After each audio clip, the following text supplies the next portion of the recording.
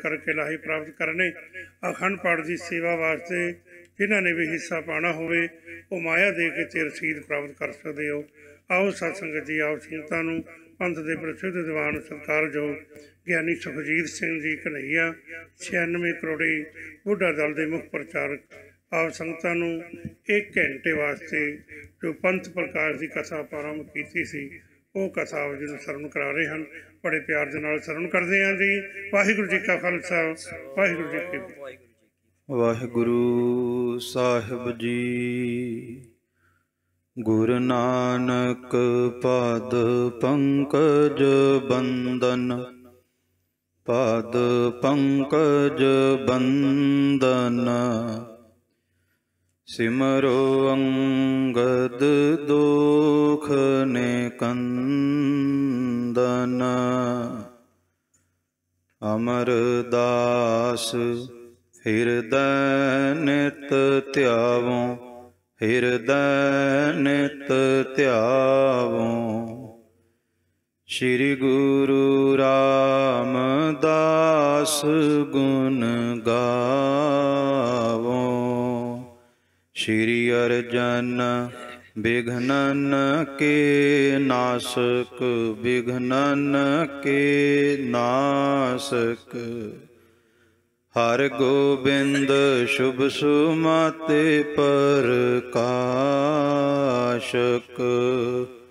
श्री हर राय नमो कर जोरी, नमो कर जोरी। श्री हर कृष्ण मनाऊं बहोरी। तेग बहादुर परम कृपाला, सतगुर परम कृपाला। श्री गुरु गोबिंद सिंह विसाला। तरों तरा पर पुन पुन सीसा, वाहिगुरु पुन पुन सीसा। बंदो बार बार जगदीसा। जिस मह अमृत ज्ञान है माणक भगत वैराग। श्री गुरु ग्रंथ साहिब उदद बंदो कर अनुराग। कहाँ बुद्ध प्रभ तुच्छ हमारी, बरन सकै महिमा जो तुम्हारी। हम न सकत कर सिफत तिहारी, आप लिहो तुम कथा सुधारी। एक अंकारा सतगुरु तेह प्रसाद सच होए। वाहिगुरु जी की फतेह है, विघ्न विनाशन सोए। एक अंकारा सतगुरु तेह प्रसाद सच होए।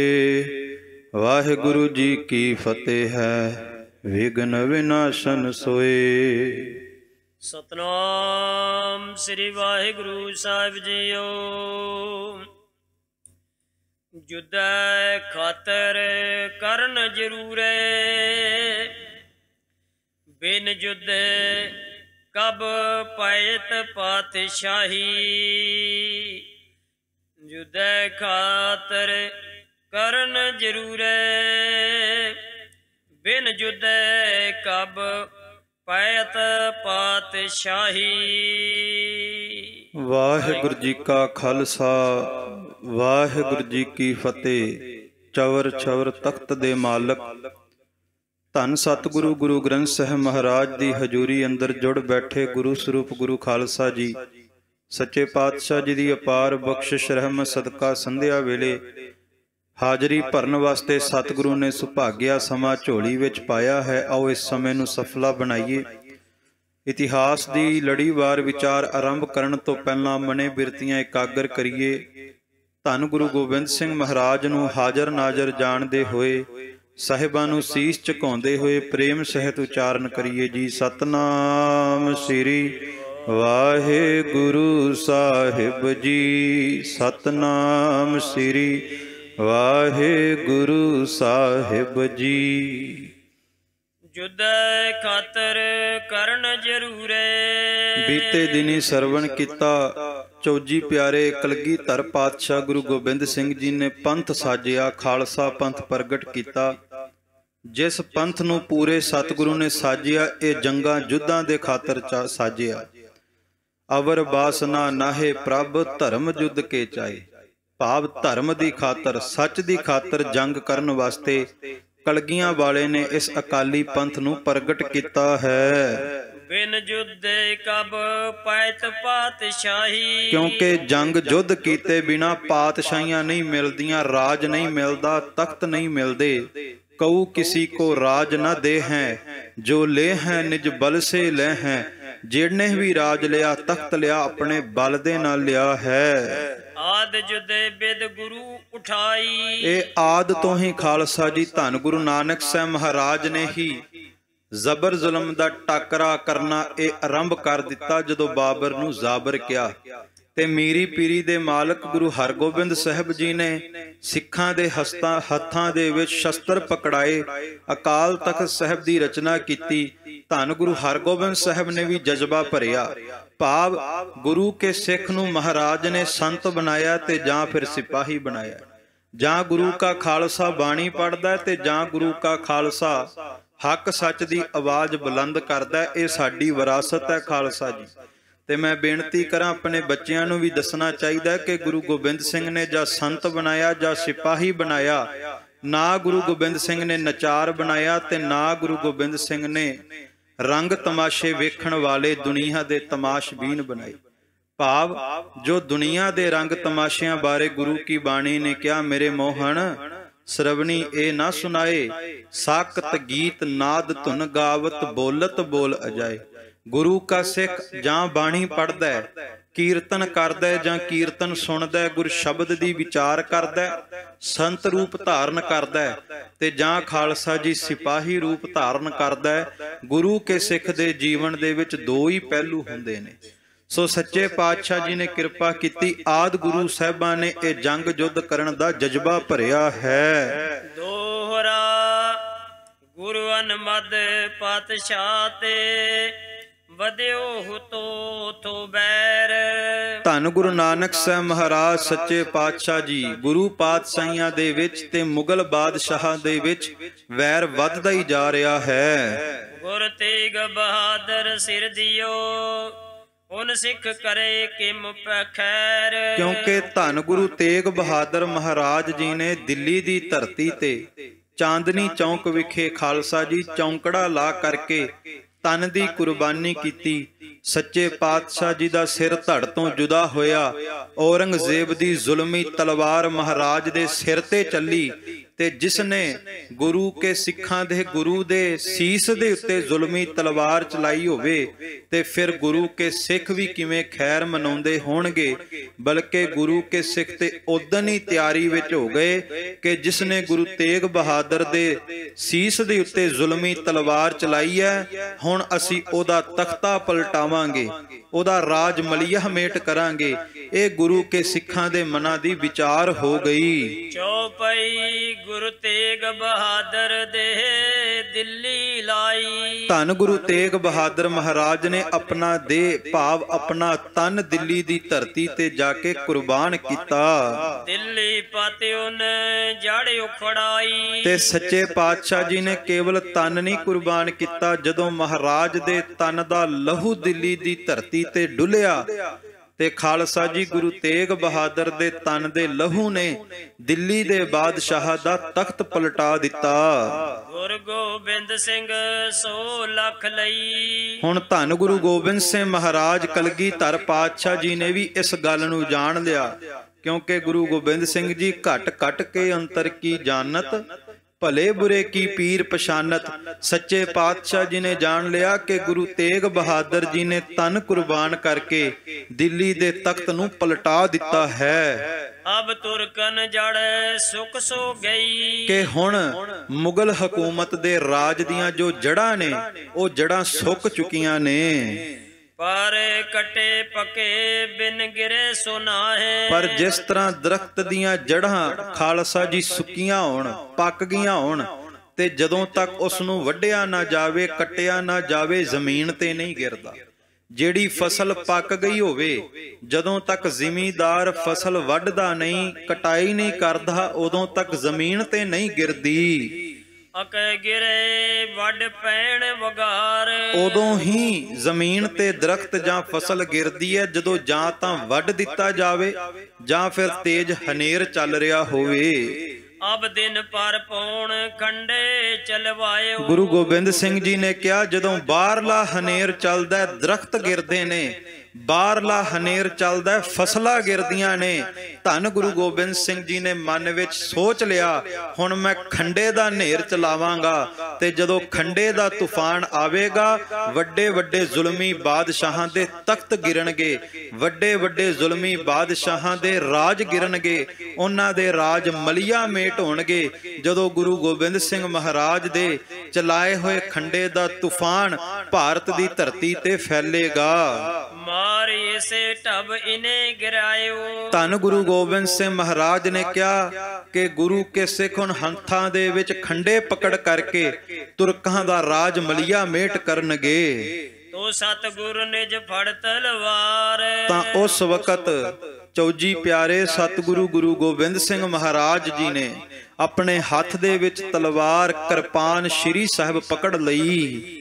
ਅਬ ਲਏ ਪਾਤਸ਼ਾਹੀ ਤੁਰਕਨ ਮਾਰ, ਕਿ ਹੁਣ ਇਸ ਤੇਗ ਦੇ ਜੌਹਰ ਦੇ ਨਾਲ ਮੈਂ ਮੁਗਲ ਹਕੂਮਤ ਦਾ ਰਾਜ ਮਲੀਆ ਮੇਟ ਕਰਕੇ ਉਹਨਾਂ ਤੋਂ ਸੰਸਾਰ ਦੀ ਬਾਦਸ਼ਾਹੀ ਖੋਹ ਲਵਾਂਗਾ। ਜਦੋਂ ਧੰਨ ਗੁਰੂ ਤੇਗ ਬਹਾਦਰ ਜੀ ਚਾਂਦਨੀ ਚੌਂਕ ਬੈਠੇ ਨੇ ਨਾ ਖਾਲਸਾ ਜੀ, ਭਾਵਨਾ ਨਾਲ ਸੁਰਤ ਦੁਆਰਾ ਦਰਸ਼ਨ ਕਰੋ। ਸੱਚੇ ਪਾਤਸ਼ਾਹ ਚਾਂਦਨੀ ਚੌਂਕ ਬੈਠੇ ਨੇ, ਮਹਾਰਾਜ ਨੂੰ ਪਿੰਜਰੇ ਵਿੱਚ ਰੱਖਿਆ ਸੀ ਤੇ ਔਰੰਗਜ਼ੇਬ ਆਪਣੀ ਜ਼ੁਲਮੀ ਤਲਵਾਰ ਦੇ ਨਾਲ ਧੰਨ ਗੁਰੂ ਤੇਗ ਬਹਾਦਰ ਜੀ ਦੇ ਸਾਹਮਣੇ ਖਿੜਖੜਾ ਕੇ ਹੱਸਿਆ, ਤੇ ਹੱਸ ਕੇ ਗੁਰੂ ਤੇਗ ਬਹਾਦਰ ਜੀ ਨੂੰ ਕਹਿੰਦਾ, ਮੇਰੀ ਤਲਵਾਰ ਮਿਆਨ ਦੇ ਵਿੱਚੋਂ ਬਾਹਰ ਆ ਚੁੱਕੀ ਹੈ, ਹੁਣ ਮੈਂ ਦੋ ਮਜ਼ਹਬਾਂ ਦੇ ਵਿੱਚੋਂ ਇੱਕ ਮਜ਼ਹਬ ਕਰ ਦਿਆਂਗਾ। ਭਾਵ ਦੋ ਮਜ਼ਹਬ ਨੇ, ਦੋ ਧਰਮ ਨੇ, ਇੱਕ ਹਿੰਦੂ ਇੱਕ ਮੁਸਲਮਾਨ। ਔਰੰਗਜ਼ੇਬ ਕਹਿਣ ਲੱਗਾ, ਮੈਂ ਇਸ ਤਲਵਾਰ ਦੇ ਜ਼ੋਰ ਦੇ ਨਾਲ ਦੋ ਦੇ ਵਿੱਚੋਂ ਇੱਕ ਮਜ਼ਹਬ ਕਰ ਦਿਆਂਗਾ, ਮੇਰੀ ਤਲਵਾਰ ਮਿਆਨ ਤੋਂ ਬਾਹਰ ਆ ਗਈ ਹੈ। ਗੁਰੂ ਤੇਗ ਬਹਾਦਰ ਹੱਸ ਕੇ ਬੋਲੇ, ਔਰੰਗਿਆ ਤੂੰ ਕਹਿਣਾ ਮੈਂ ਇਸ ਤੇਗ ਦੇ ਤਲਵਾਰ ਦੇ ਜ਼ੋਰ ਨਾਲ ਦੋ ਤੋਂ ਇੱਕ ਕਰ ਦਿਆਂਗਾ, ਚੇਤੇ ਰੱਖੀ ਉਹ ਮਰਦ ਅਗੰਮੜਾ ਵੀ ਦੁਨੀਆ ਦੇ ਤਖਤੇ ਤੇ ਪ੍ਰਗਟ ਹੋ ਚੁੱਕਿਆ, ਜਿਨੇ ਇਸੇ ਤਲਵਾਰ ਦੇ ਜ਼ੋਰ ਦੇ ਨਾਲ ਦੋ ਦੇ ਵਿੱਚੋਂ ਤੀਸਰਾ ਪੰਥ ਪ੍ਰਗਟ ਕਰਨਾ ਹੈ। ਖਾਲਸਾ ਜੀ, ਇਹ ਤੀਸਰੇ ਪੰਥ ਨੂੰ ਪ੍ਰਗਟ ਕਰਨ ਵਾਸਤੇ ਧੰਨ ਗੁਰੂ ਗੋਬਿੰਦ ਸਿੰਘ ਜੀ ਨੇ ਹੱਥ ਦੇ ਵਿੱਚ ਸ਼੍ਰੀ ਸਾਹਿਬ ਪਕੜੀ, ਕਿਰਪਾਨ ਪਕੜੀ, ਤੇ ਕਲਗੀਆਂ ਵਾਲੇ ਪਾਤਸ਼ਾਹ ਨੇ ਕਿਹਾ, ਹੁਣ ਇਸ ਤੇਗ ਦੇ ਜੌਹਰ ਦੇ ਨਾਲ ਮੈਂ ਮੁਗਲ ਹਕੂਮਤ ਦੀ ਬਾਦਸ਼ਾਹੀ ਖੋਹ ਲਵਾਂਗਾ। ਫਿਰ ਸਤਿਗੁਰ ਚਿਤ ਐਸ ਵਿਚਾਰੀ, ਤਾਂ ਉਸ ਵਕਤ ਧੰਨ ਗੁਰੂ ਗੋਬਿੰਦ ਸਿੰਘ ਜੀ ਨੇ ਆਪਣੇ ਮਨ ਦੇ ਵਿੱਚ ਵਿਚਾਰ ਕੀਤੀ, ਹਮ ਕਿਆ ਕਰਨੀ ਸ਼ਾਹੀ ਨਿਕਾਰੀ। ਚੌਜੀ ਪਿਆਰੇ ਸਤਿਗੁਰੂ ਕਹਿਣ ਲੱਗੇ, ਮੈਂ ਬਾਦਸ਼ਾਹੀ ਤੇ ਖੋਵਾਂਗਾ, ਰਾਜ ਤੇ ਖੋਵਾਂਗਾ ਮੁਗਲ ਹਕੂਮਤ ਦਾ, ਪਰ ਮੈਂ ਦੁਨੀਆ ਦਾ ਰਾਜ ਕਰਨਾ ਵੀ ਕੀ ਹੈ, ਦੁਨੀਆ ਦੀ ਬਾਦਸ਼ਾਹੀ ਸਾਡੇ ਕਿਸ ਕੰਮ ਦੀ। ਇਸ ਤਰ੍ਹਾਂ ਵਿਚਾਰ ਗੁਰੂ ਗੋਬਿੰਦ ਸਿੰਘ ਮਨ ਵਿੱਚ ਕਰਦੇ ਨੇ। ਸ੍ਰੀ ਨਾਨਕ ਗੱਦੀ ਹਮ ਚਹਿ ਕਰੀ, ਕਿਉਂਕਿ ਸਾਡੇ ਘਰ ਦੇ ਵਿੱਚ ਗੁਰੂ ਨਾਨਕ ਦਾ ਦਰਗਾਹੀ ਤਖਤ ਹੈ, ਅਗੰਮੀ ਤਖਤ ਹੈ, ਨਿਰੰਕਾਰੀ ਤਖਤ ਹੈ, ਤੇ ਗੁਰੂ ਨਾਨਕ ਦੇ ਤਖਤ ਦੀ ਬਰਾਬਰੀ ਦੁਨੀਆ ਦੇ ਰਾਜ ਨਹੀਂ ਕਰ ਸਕਦੇ, ਦੁਨੀਆ ਦੇ ਤਖਤ ਨਹੀਂ ਕਰ ਸਕਦੇ, ਕਿਉਂਕਿ ਦੁਨੀਆ ਦੇ ਤਖਤ ਮੁੱਕ ਜਾਣਗੇ, ਦੁਨੀਆ ਦੇ ਤਖਤ ਝੂਠੇ ਨੇ, ਗੁਰੂ ਨਾਨਕ ਦਾ ਤਖਤ ਸੱਚਾ ਹੈ ਤੇ ਜੁਗੋ ਜੁਗ ਅਟਲ ਹੈ। ਇਹ ਭੂਪਤ ਸਭ ਦਿਵਸ ਚਾਰ ਕੇ। ਖਾਲਸਾ ਜੀ, ਸੱਚ ਹੈ ਦੁਨੀਆ ਦੇ ਬਾਦਸ਼ਾਹ 4 ਦਿਨਾਂ ਦੇ ਹੁੰਦੇ ਆ, ਪਰ ਗੁਰੂ ਨਾਨਕ ਉਹ ਪਾਤਸ਼ਾਹ ਹੈ ਜਦੋਂ ਖੰਡ ਬ੍ਰਹਮੰਡ ਵੀ ਨਾ ਹੋਣਗੇ, ਗੁਰੂ ਨਾਨਕ ਪਾਤਸ਼ਾਹ ਉਦੋਂ ਵੀ ਬਰਕਰਾਰ ਹੈ, ਉਦੋਂ ਵੀ ਕਾਇਮ ਹੈ। ਗੁਰੂ ਨਾਨਕ ਦੇ ਤਖਤ ਨੂੰ ਕੋਈ ਹਿਲਾ ਨਹੀਂ ਸਕਦਾ। ਗੁਰੂ ਗੋਬਿੰਦ ਸਿੰਘ ਮਹਾਰਾਜ ਕਹਿੰਦੇ, ਗੁਰੂ ਨਾਨਕ ਦੇ ਤਖਤ ਦੀ ਬਰਾਬਰੀ ਦੁਨੀਆ ਦੇ ਝੂਠੇ ਬਾਦਸ਼ਾਹਾਂ ਦੇ ਰਾਜ ਨਹੀਂ ਕਰ ਸਕਦੇ। ਜਿਸੇ ਪਾਤਸ਼ਾਹੀ ਚਰਣੀ ਪਰੀ, ਕਿਉਂਕਿ ਇਸ ਤਖਤ ਦੇ ਮੂਹਰੇ ਆ ਕਰਕੇ ਦੁਨੀਆ ਦੇ ਬਾਦਸ਼ਾਹ ਝੁਕਦੇ ਨੇ, ਗੁਰੂ ਨਾਨਕ ਦੇ ਤਖਤ ਤੋਂ ਦੁਨੀਆ ਦੇ ਬਾਦਸ਼ਾਹ ਖੁਦ ਆ ਕੇ ਰਾਜ ਮੰਗਦੇ ਨੇ। ਹਮੇ ਪਾਤਸ਼ਾਹੀ ਕੀ ਕਿਆ ਪਰਵਾਹ। ਧੰਨ ਗੁਰੂ ਗੋਬਿੰਦ ਸਿੰਘ ਕਹਿਣ ਲੱਗੇ, ਸਾਨੂੰ ਦੁਨੀਆ ਦੇ ਬਾਦਸ਼ਾਹਾਂ ਦੀ ਕੀ ਪ੍ਰਵਾਹ ਹੋਈ, ਅਸੀਂ ਦੁਨੀਆ ਦੇ ਬਾਦਸ਼ਾਹਾਂ ਦੀ ਪਰਵਾਹ ਵੀ ਨਹੀਂ ਕਰਦੇ। ਤੇ ਪਾਤਸ਼ਾਹੀ ਨਫਰਨ ਉਠਾਏ। ਧੰਨ ਗੁਰੂ ਗੋਬਿੰਦ ਸਿੰਘ ਮਹਾਰਾਜ ਸੱਚੇ ਪਾਤਸ਼ਾਹ ਕਹਿੰਦੇ ਮਨ ਵਿੱਚ ਵਿਚਾਰ ਆਈ ਕਿ ਜਿਹੜੇ ਪਹਾੜੀ ਰਾਜੇ ਬਾਰ-ਬਾਰ ਆ ਕੇ ਝੁਕਦੇ ਨੇ, ਕਿਉਂ ਨਾ ਇਹਨਾਂ ਨੂੰ ਹੀ ਰਾਜ ਖੋਹ ਕਰਕੇ ਮੁਗਲ ਹਕੂਮਤ ਦਾ ਦੇ ਦਈਏ। ਤੇ ਪਾਤਸ਼ਾਹੀ ਨਫਰਨ ਉਠਾਏ ਕਿ ਇਹਨਾਂ ਨੂੰ ਉਠਾ ਕਰਕੇ, ਇਹਨਾਂ ਰਾਜਿਆਂ ਨੂੰ ਮੁਗਲ ਹਕੂਮਤ ਖਿਲਾਫ ਉਠਾ ਕੇ ਇਹਨਾਂ ਨੂੰ ਰਾਜ ਵੰਡ ਦਿੱਤਾ ਜਾਵੇ। ਦੋਹਰਾ ਸਤਿਗੁਰ ਚਿਤ ਮਦ ਮਠਰੀ ਦਈਏ ਰਾਜਨ ਰਾਜ ਉਠਾਏ। ਸੋ ਜਦੋਂ ਧੰਨ ਗੁਰੂ ਗੋਬਿੰਦ ਸਿੰਘ ਜੀ ਨੇ ਇੱਕ ਵਾਰ ਸੋਚਿਆ ਕਿ ਇਹਨਾਂ ਰਾਜਿਆਂ ਨੂੰ ਉਠਾ ਕੇ ਰਾਜ ਭਾਗ ਦਈਏ, ਪਰ ਉਸ ਵਕਤ ਕਲਗੀਆਂ ਵਾਲੇ ਨੇ ਇੱਕ ਹੋਰ ਵੀ ਵਿਚਾਰ ਕੀਤੀ ਕਿ ਇਹ ਰਾਜ ਦੇ ਲਾਇਕ ਕੌਣ ਹੈ। ਮਹਾਰਾਜ ਨੇ ਕੀ ਵਿਚਾਰ ਕੀਤੀ? ਸਭ ਰਾਜਨ ਇਹ ਪਰਬਤੀ ਦਇ ਖੰਡੋ ਫੜਵਾਏ। ਮਹਾਰਾਜ ਕਹਿੰਦੇ ਆ ਜਿਹੜੇ ਪਹਾੜੀ ਰਾਜੇ ਨੇ ਇਹਨਾਂ ਦੇ ਹੱਥਾਂ ਵਿੱਚ ਖੰਡੇ ਪਕੜਾਉਨੇ ਆ, ਤੇ ਖੰਡੇ ਪਕੜਾ ਕਰਕੇ ਮੁਗਲ ਹਕੂਮਤ ਦੇ ਖਿਲਾਫ ਇੱਕ ਲਹਿਰ ਉੱਠ ਜਾਵੇਗੀ। ਜੋ ਪਈ ਫਿਰ ਸਤਿਗੁਰ ਚਿਤ ਸੋਝੀ ਆਈ। ਪਰ ਗੁਰੂ ਗੋਬਿੰਦ ਸਿੰਘ ਨੇ ਉਹਨਾਂ ਪਹਾੜੀ ਰਾਜਿਆਂ ਦੇ ਕਰਮਾਂ ਵੱਲ ਜਦੋਂ ਵੇਖਿਆ, ਜੀਵਨ ਵੱਲ ਵੇਖਿਆ, ਤੇ ਮਹਾਰਾਜ ਦੇ ਚਿੱਤ ਦੇ ਵਿੱਚ ਇੱਕ ਹੋਰ ਵਿਚਾਰ ਆਈ ਹੈ। ਇਹ ਕਬ ਸਿੱਖ ਬਣੇ ਹਮ ਆਈ। ਕਿ ਇਹ ਜਿਹੜੇ ਪੱਥਰ ਨੂੰ ਪੂਜਦੇ ਨੇ, ਪੱਥਰ ਪੂਜਕ ਨੇ, ਇਹ ਗੁਰੂ ਨਾਨਕ ਦੇ ਸਿੱਖ ਨਹੀਂ ਬਣ ਸਕਦੇ। ਮੁਕਤ ਨਿਆਮਤ ਇਨ ਕਿਮ ਦਇਆ। ਤਾਂ ਫਿਰ ਇਹਨਾਂ ਨੂੰ ਮੁਫਤ ਦੀ ਨਿਆਮਤ ਕਿਉਂ ਦਈਏ? ਗੁਰੂ ਨਾਨਕ ਦੀ ਰਹਿਮਤ, ਗੁਰੂ ਨਾਨਕ ਦੀ ਕਿਰਪਾ ਸੇਵਾ ਨਾਲ ਮਿਲਦੀ ਹੈ। ਗੁਰੂ ਨਾਨਕ ਦੀ ਕਿਰਪਾ ਸਿੱਖੀ ਕਮਾ ਕੇ ਮਿਲਦੀ ਹੈ, ਮੁਫਤ ਵਿੱਚ ਨਹੀਂ ਮਿਲਦੀ। ਤੇ ਸਿੱਖੀ ਖੰਨਿਓ ਤਿੱਖੀ ਵਾਲੋਂ ਨਿੱਕੀ ਏਤ ਮਾਰਗ ਜਾਣਾ।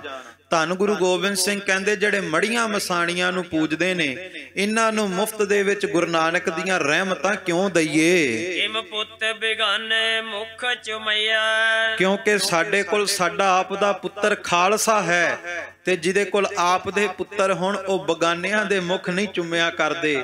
ਧੰਨ ਗੁਰੂ ਗੋਬਿੰਦ ਸਿੰਘ ਕਹਿਣ ਲੱਗੇ ਅਸੀਂ ਆਪਣੇ ਖਾਲਸੇ ਪੁੱਤਰ ਦਾ ਮੁਖੜਾ ਚੁੰਮਾਂਗੇ। ਓਏ ਪੱਥਰ ਪੂਜਕ ਭਿਜਨਾ ਨੀਰੋ। ਕਿਉਂਕਿ ਪੱਥਰ ਭਾਵੇਂ ਪਾਣੀ ਦੇ ਵਿੱਚ ਲੱਖਾਂ ਸਾਲ ਪਿਆ ਰਵੇ, ਪਰ ਬਾਅਦ ਵਿੱਚ ਲੱਖਾਂ ਸਾਲਾਂ ਬਾਅਦ ਪੱਥਰ ਨੂੰ ਪਾਣੀ ਚੋਂ ਕੱਢੋ, ਸੁੱਕੇ ਦਾ ਸੁੱਕਾ ਰਵੇਗਾ।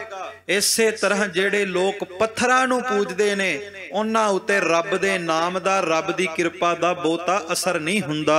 ਓਏ ਆਦ ਅਕਿਰਤ ਘਣ ਘਰ ਗੁਰ ਤੀਰੋ। ਇਹ ਤਾਂ ਸ਼ੁਰੂ ਤੋਂ ਹੀ ਅਕਿਰਤ ਘਣ ਰਹੇ ਨੇ, ਲੈ ਕਰਕੇ ਗੁਰੂ ਨਾਨਕ ਦੇ ਘਰੋਂ ਮੁੱਕਰਦੇ ਰਹੇ ਨੇ। ਰਾਜਪੂਤ ਸਦਾਵੇ ਆਪ ਸਿਪਾਹੀ। ਇਹ ਆਪਣੇ ਆਪ ਨੂੰ ਰਾਜਪੂਤ ਖਵਾਉਂਦੇ ਨੇ, ਪਰ ਅਸੀਂ ਹੁਣ ਉਹਨਾਂ ਨੂੰ ਰਾਜ ਦਵਾਂਗੇ, ਉਹਨਾਂ ਗਰੀਬਾਂ ਨੂੰ ਰਾਜ ਦਵਾਂਗੇ ਜਿਨ੍ਹਾਂ ਨੂੰ ਇਹ ਲਤਾੜਦੇ ਨੇ। ਓਏ ਕਹੇ ਕਦੂ ਗੁਰਦਈ ਪਾਤਸ਼ਾਹੀ। ਕਿਉਂਕਿ ਜੇ ਇਹਨਾਂ ਨੂੰ ਰਾਜ ਦੇ ਵੀ ਦਿੱਤਾ ਰਾਜਿਆਂ ਨੂੰ, ਤੇ ਇਹਨਾਂ ਨੇ ਰਾਜ ਲੈ ਕੇ ਵੀ ਮੁੱਕਰ ਜਾਣਾ। ਇਹਨਾਂ ਕਹਿਣਾ ਅਸੀਂ ਬਾਹਾਂ ਦੇ ਜ਼ੋਰ ਨਾਲ ਰਾਜ ਲਿਆ। ਇਹ ਖਾਲਸਾ ਜੀ ਸ਼ੁਰੂ ਤੋਂ ਚੱਲਦਾ ਆ। ਜਿਹੜੇ ਹਕੂਮਤਾਂ ਦੇ ਵਿੱਚ ਹੁੰਦੇ ਨੇ, ਹੁਕਮਰਾਨ ਹੁੰਦੇ ਨੇ, ਉਹ ਭਾਵੇਂ ਪਹਿਲਾਂ ਡਿਕਟੇਟਰਸ਼ਿਪ, ਭਾਵੇਂ ਡੈਮੋਕ੍ਰੇਸੀ ਰਾਜ, ਭਾਵੇਂ ਜਨਤਾ ਵੋਟਾਂ ਪਾ ਕੇ ਦਵੇ, ਪਰ ਫਿਰ ਵੀ ਕਹਿੰਦੇ ਸਰਕਾਰ ਆਪੇ ਬਣਾ ਲਈ। ਸੋ ਇਹ ਸ਼ੁਰੂ ਤੋਂ ਚੱਲਦਾ ਆ। ਜਦੋਂ ਰਾਜ ਗੱਦੀ ਤੇ ਬੈਠ ਜਾਂਦੇ ਸੀ ਤਾਂ ਅੱਖਾਂ ਫੇਰ ਕੇ ਆਪਣੇ ਵਾਅਦਿਆਂ ਤੋਂ, ਇਕਰਾਰਾਂ ਤੋਂ ਮੁੱਕਰ ਜਾਂਦੇ ਸੀ। ਸੱਚੇ ਪਾਤਸ਼ਾਹ ਕਹਿੰਦੇ ਇਹਨਾਂ ਨੇ ਰਾਜ ਲੈ ਕਰਕੇ ਵੀ ਮੁੱਕਰ ਜਾਣਾ ਕਿ ਅਸੀਂ ਰਾਜ ਆਪਣੀਆਂ ਬਾਹਾਂ ਦੇ ਜ਼ੋਰ ਨਾਲ ਲਿਆ ਹੈ। ਅਬਦੈ ਪਾਤਸ਼ਾਹੀ ਗਰੀਬਨ ਉਠਾਏ। ਆ ਧੰਨ ਗੁਰੂ ਗੋਬਿੰਦ ਸਿੰਘ ਜੀ ਨੇ ਕਿਰਪਾ ਕੀਤੀ। ਮਹਾਰਾਜ ਕਹਿੰਦੇ ਮੈਂ ਗਰੀਬਾਂ ਨੂੰ, ਲੋੜਵੰਦਾਂ ਨੂੰ ਉਠਾ ਕਰਕੇ ਦੁਨੀਆ ਦੀ ਬਾਦਸ਼ਾਹੀ ਤੇ ਗੁਰੂ ਨਾਨਕ ਦੇ ਘਰ ਦੀ ਪਾਤਸ਼ਾਹੀ ਵੰਡਾਂਗਾ। ਮੈਂ ਜਾਣੇ ਗੁਰਦਈ ਹੈ ਮਾਏ। ਖਾਲਸਾ ਜੀ ਇਹ ਧੰਨ ਗੁਰੂ ਗੋਬਿੰਦ ਸਿੰਘ ਸਾਡੇ ਮਾਈ ਬਾਪ ਨੇ। ਅੱਜ ਅਸੀਂ ਸੀਸ ਤੇ ਦਸਤਾਰਾਂ ਸਜਾ ਕੇ ਹਰ ਇੱਕ ਮੁਲਕ ਦੇ ਵਿੱਚ ਜਾ ਕੇ ਵੀ ਜੇ ਗੁਰੂ ਕਾ ਨਿਸ਼ਾਨ ਝਲਾਉਂਦੇ ਆ, ਤੇ ਸੱਚੀ ਗੱਲ ਇਹ ਹੈ ਕਿ ਇਹ ਸਾਡੀ ਕਮਾਈ ਨਾਲ ਨਹੀਂ, ਇਹ ਮੁਲਕਾਂ ਦੇ ਵਿੱਚ ਜੇ ਅੱਜ ਸਿੱਖਾਂ ਦੀ ਸਰਦਾਰੀ ਹੈ, ਇਹ ਗੁਰੂ ਗੋਬਿੰਦ ਸਿੰਘ ਦੀ ਰਹਿਮਤਾਂ ਨਾਲ ਹੈ। ਧੰਨ ਗੁਰੂ ਗੋਬਿੰਦ ਸਿੰਘ ਨੇ ਗਰੀਬਾਂ ਨੂੰ, ਲੋੜਵੰਦਾਂ ਨੂੰ, ਮਜ਼ਲੂਮਾਂ ਨੂੰ ਉਠਾ ਕਰਕੇ ਪਾਤਸ਼ਾਹੀਆਂ ਦਿੱਤੀਆਂ ਨੇ। ਦੋਹਰਾ ਦਈ ਚੀਜ਼ ਚਾਹੇ ਗਰੀਬ ਕੋ ਕਿਉਂ ਅਤ ਦਿਓ ਅਖਾਏ। ਮਹਾਰਾਜ ਕਹਿੰਦੇ ਜਿਨ੍ਹਾਂ ਨੂੰ ਲੋਕ ਗਰੀਬ ਕਹਿੰਦੇ ਨੇ, ਕਿਉਂ ਨਾ ਦੁਨੀਆ ਦਾ ਰਾਜ ਮੈਂ ਇਹਨਾਂ ਦੀ ਝੋਲੀ ਵਿੱਚ ਪਾ ਦਿਆਂ। जय देवान घर गुरु को अब गरीब निवाज आवाए। ਕਿਉਂਕਿ ਗੁਰੂ ਨਾਨਕ ਦਾ ਘਰ ਗਰੀਬਾਂ ਨੂੰ ਨਵਾਜਦਾ ਹੈ। ਇਹ ਨਿਮਾਣਿਆਂ ਨੂੰ ਮਾਣ ਦਿੰਦਾ ਹੈ, ਨਤਾਣਿਆਂ ਨੂੰ ਤਾਣ ਦਿੰਦਾ ਹੈ, ਨਿਆਸਰਿਆਂ ਨੂੰ ਆਸਰਾ ਦਿੰਦਾ ਹੈ। ਗੁਰੂ ਗੋਬਿੰਦ ਸਿੰਘ ਕਹਿਣ ਲੱਗੇ ਗੁਰੂ ਨਾਨਕ ਦਾ ਘਰ ਤੇ ਅਖਵਾਉਂਦਾ ਹੀ ਗਰੀਬ ਨਿਵਾਜ ਹੈ, ਇਸ ਕਰਕੇ ਹੁਣ ਗਰੀਬਾਂ ਨੂੰ ਨਵਾਜਿਆ ਜਾਵੇਗਾ। ਜੋ ਪਈ ਸਤ ਸਨਾਤ ਉਹ 12 ਜਾਤ। ਹੁਣ ਖਾਲਸਾ ਜੀ ਉਹਨਾਂ ਜਾਤਾਂ ਦਾ ਜ਼ਿਕਰ ਆਉਣਾ ਹੈ ਜਿਨ੍ਹਾਂ ਜਾਤਾਂ ਨੂੰ ਗੁਰੂ ਗੋਬਿੰਦ ਸਿੰਘ ਮਹਾਰਾਜ ਨੇ ਉਠਾਇਆ ਸੀ। 7 ਸਨਾਤ। ਇਹ ਸਨਾਤ ਵੀ ਇੱਕ ਜਮਾਤ ਹੈ, ਇੱਕ ਕੈਟਾਗਰੀ ਹੈ, ਇਹਦੀ 7 ਗਿਣਤੀਆਂ ਨੇ। ਤੇ ਦੂਸਰਾ 12 ਜਾਤਾਂ, ਜਿਹੜੀਆਂ ਜਾਤੀਆਂ ਜਿਵੇਂ ਸ਼ਿੰਬੇ, ਨਾਈ, ਜੁਲਾਹੇ, ਜੱਟ, ਬੂਟ, ਸੈਣੀ, ਹਰ ਇੱਕ ਜਾਤਾਂ ਦਾ ਜ਼ਿਕਰ ਹੁਣ ਭਾਈ ਰਤਨ ਸਿੰਘ ਭੰਗੂ ਜੀ ਕਰਨ ਲੱਗੇ ਨੇ। ਜਾਣੇ ਨੈ ਰਾਜਨੀਤ ਕੀ ਬਾਤ। ਮਹਾਰਾਜ ਧੰਨ ਗੁਰੂ ਗੋਬਿੰਦ ਸਿੰਘ ਜੀ ਨੇ ਵਿਚਾਰਿਆ ਕਿ ਜਿਹੜੀਆਂ 12 ਜਾਤਾਂ ਤੇ 7 ਸਨਾਤ ਦੇ ਲੋਕ ਨੇ, ਇਹਨਾਂ ਨੂੰ ਰਾਜਨੀਤੀ ਦਾ ਕੁਝ ਨਹੀਂ ਪਤਾ ਕਿ ਰਾਜਨੀਤੀ ਕੀ ਹੈ, ਰਾਜ ਕਿਵੇਂ ਲੈਣਾ ਹੈ। ਇਸ ਕਰਕੇ ਹੁਣ ਇਹਨਾਂ ਨੂੰ ਰਾਜ ਵਾਸਤੇ ਤਿਆਰ ਕੀਤਾ ਜਾਵੇਗਾ। ਜੱਟ ਬੂਟ ਕਹਿ ਜੈ ਜਗ ਮਾਹੀ। ਧੰਨ ਗੁਰੂ ਗੋਬਿੰਦ ਸਿੰਘ ਮਹਾਰਾਜ ਨੇ ਵਿਚਾਰ ਕੀਤੀ ਕਿ ਜਿਹੜੇ ਆਪਣੇ ਆਪ ਨੂੰ ਜੱਟ ਬੂਟ ਖਵਾਉਂਦੇ ਨੇ, ਜਿਹੜੇ ਜ਼ਿਮੀਂਦਾਰੀ ਕਰਦੇ ਨੇ, ਖੇਤੀਬਾੜੀ ਕਰਦੇ ਨੇ, ਇਹਨਾਂ ਨੂੰ ਵੀ ਰਲਾ ਕਰਕੇ ਖਾਲਸੇ ਪੰਥ ਦੇ ਵਿੱਚ ਪਾਤਸ਼ਾਹੀ ਦਿੱਤੀ ਜਾਵੇਗੀ। ਬਣੀਏ ਬਕਾਲ ਕਿਰਾੜ ਖੱਤਰੀ ਸਦਾਈ। ਤੇ ਜਿਹੜੇ ਕਲਾਲ ਜਾਤੀ ਦੇ ਲੋਕ ਨੇ, ਜਿਹੜੇ ਆਪਣੇ ਆਪ ਨੂੰ ਬਾਣੀਏ ਅਖਵਾਉਂਦੇ ਨੇ, ਜਿਹੜੇ ਆਪਣੇ ਆਪ ਨੂੰ ਖੱਤਰੀ ਅਖਵਾਉਂਦੇ ਨੇ, ਵੇਖੋ ਉਹਨਾਂ ਜਾਤਾਂ ਦਾ ਜ਼ਿਕਰ ਹੈ ਜਿਨ੍ਹਾਂ ਨੂੰ ਮਹਾਰਾਜ ਨੇ ਰਲਾਇਆ। ਭਾਵੇਂ ਜੱਟ ਨੇ, ਭਾਵੇਂ ਬਾਣੀਏ ਨੇ, ਭਾਵੇਂ ਖੱਤਰੀ ਨੇ, ਕਲਾਲ ਨੇ, ਮਹਾਰਾਜ ਇਹਨਾਂ ਸਾਰਿਆਂ ਨੂੰ ਖਾਲਸੇ ਪੰਥ ਵਿੱਚ ਰਲਾਉਣ ਲੱਗੇ ਨੇ। ਲੋਹਾਰ ਤਰਖਾਣ ਹੁਤ ਜਾਤ ਕਮੀਨੀ। ਤੇ ਜਿਹੜੇ ਲੋਹਾਰ ਲੋਕ ਤੇ ਤਰਖਾਣ ਲੋਕ ਜਿਨ੍ਹਾਂ ਨੂੰ ਆਪਾਂ ਕਹਿ ਦਿੰਨੇ ਆ, ਸਤਿਗੁਰੂ ਕਹਿੰਦੇ ਇਹਨਾਂ ਨੂੰ ਲੋਕ ਨੀਵਾਂ ਕਹਿੰਦੇ ਨੇ। ਮੈਂ ਇੰਨਾ ਕਿ ਉੱਚਾ ਚੱਕ ਦਿਆਂਗਾ ਕਿ ਜਦੋਂ ਦਸਤਾਰਾਂ ਸਜਾ ਕੇ ਦੁਨੀਆ ਵਿੱਚ ਵਿਚਰਨਗੇ ਤੇ ਧੰਨ ਗੁਰੂ ਗੋਬਿੰਦ ਸਿੰਘ ਮਹਾਰਾਜ ਦੀ ਕਿਰਪਾ ਦੇ ਨਾਲ ਖਾਲਸਾ ਜੀ ਦੁਨੀਆ ਦੇ ਲੋਕ ਗੁਰੂ ਨਾਨਕ ਦਾ ਸਿੱਖ ਕਹਿ ਕੇ ਸਤਿਕਾਰ ਦਿਆ ਕਰਨਗੇ। ਇਹ ਸਤਿਗੁਰੂ ਸਾਹਿਬ ਨੇ ਕਿਰਪਾ ਕੀਤੀ ਹੈ। ਛਿਪੋ ਕਲਾਲ ਨੀਚਨ ਪੈ ਕਿਰਪਾ ਕੀਨੀ। ਤੇ ਜਿਹੜੇ ਸ਼ਿੰਬੇ ਨੇ, ਜਿਨ੍ਹਾਂ ਨੂੰ ਸ਼ੂਦਰ ਕਿਹਾ ਜਾਂਦਾ ਸੀ, ਭਾਈ ਰਤਨ ਸਿੰਘ ਭੰਗੂ ਕਹਿੰਦੇ ਸ਼ਿੰਬਿਆਂ ਦੇ ਉੱਤੇ ਵੀ ਗੁਰੂ ਗੋਬਿੰਦ ਸਿੰਘ ਨੇ ਅਪਾਰ ਰਹਿਮਤ ਕਰ ਦਿੱਤੀ। ਗੁਜਰ ਗਵਾਰ ਹੀਰ ਕਰਮ ਕਮਜਾਤ। ਤੇ ਜਿਹੜੇ ਗੁੱਜਰ ਲੋਕ ਸਨ, ਜਿਹੜੇ ਪੜ੍ਹਾਈ ਬਹੁਤੀ ਨਹੀਂ ਸਨ ਕਰਦੇ ਤੇ ਲੋਕ ਅਨਪੜ੍ਹ ਕਹਿ ਦਿੰਦੇ ਸੀ, ਗਵਾਰ ਕਹਿ ਦਿੰਦੇ ਸੀ, ਸਤਿਗੁਰੂ ਸੱਚੇ ਪਾਤਸ਼ਾਹ ਨੇ ਉਸ ਜਾਤ ਨੂੰ ਵੀ ਆਪਣੇ ਨਾਲ ਆਪਣੇ ਚਰਨਾਂ ਦੇ ਵਿੱਚ ਜਗ੍ਹਾ ਦੇ ਦਿੱਤੀ। ਕੰਬੋਏ ਸੂਦਨ ਕੋਈ ਪੁੱਛੇ ਨਾ ਬਾਤ। ਤੇ ਜਿਹੜੇ ਕੰਬੋਜ ਸਨ, ਕੰਬੋਜ ਜਾਤ ਦੇ ਲੋਕ ਤੇ ਜਿਨ੍ਹਾਂ ਨੂੰ ਲੋਕ ਸ਼ੂਦਰ ਕਹਿ ਦਿੰਦੇ ਸੀ, ਭਾਵ ਉਹਨਾਂ ਜਾਤਾਂ ਨੂੰ ਮਹਾਰਾਜ ਨੇ ਚੱਕਿਆ ਜਿਨ੍ਹਾਂ ਨੂੰ ਮੰਦਰਾਂ ਦੇ ਵਿੱਚੋਂ ਧੱਕੇ ਮਾਰ ਕੇ ਬਾਹਰ ਕੱਢਿਆ ਜਾਂਦਾ ਸੀ। ਵੇਖ ਲੋ ਗੁਰੂ ਨਾਨਕ ਨੇ, ਗੁਰੂ ਗੋਬਿੰਦ ਸਿੰਘ ਨੇ ਉਹਨਾਂ ਨੂੰ ਹਰਮੰਦਰ ਦਾ ਮਾਲਕ ਬਣਾ ਦਿੱਤਾ। ਭਾਵੇਂ ਕਿ ਮਾਲਕ ਪਰਮਾਤਮਾ ਆਪ ਹੈ, ਪਰ ਖਾਲਸਾ ਜੀ ਸਤਿਗੁਰੂ ਗੁਰੂ ਗੋਬਿੰਦ ਸਿੰਘ ਮਹਾਰਾਜ ਨੇ ਗਰੀਬਾਂ ਨੂੰ, ਨੀਵਿਆਂ ਨੂੰ ਉਠਾ ਕਰਕੇ ਹਰਮੰਦਰ ਸਾਹਿਬ ਦੇ ਨਾਲ ਜੋੜਿਆ। ਸੋਨੇ ਦਾ ਮੰਦਿਰ ਦੇ ਦਿੱਤਾ, ਹਰੀ ਦਾ ਮੰਦਿਰ ਦੇ ਦਿੱਤਾ। ਇਹ ਧੰਨ ਗੁਰੂ ਗੋਬਿੰਦ ਸਿੰਘ ਜੀ ਨੇ ਅਪਾਰ ਰਹਿਮਤਾਂ ਕੀਤੀਆਂ।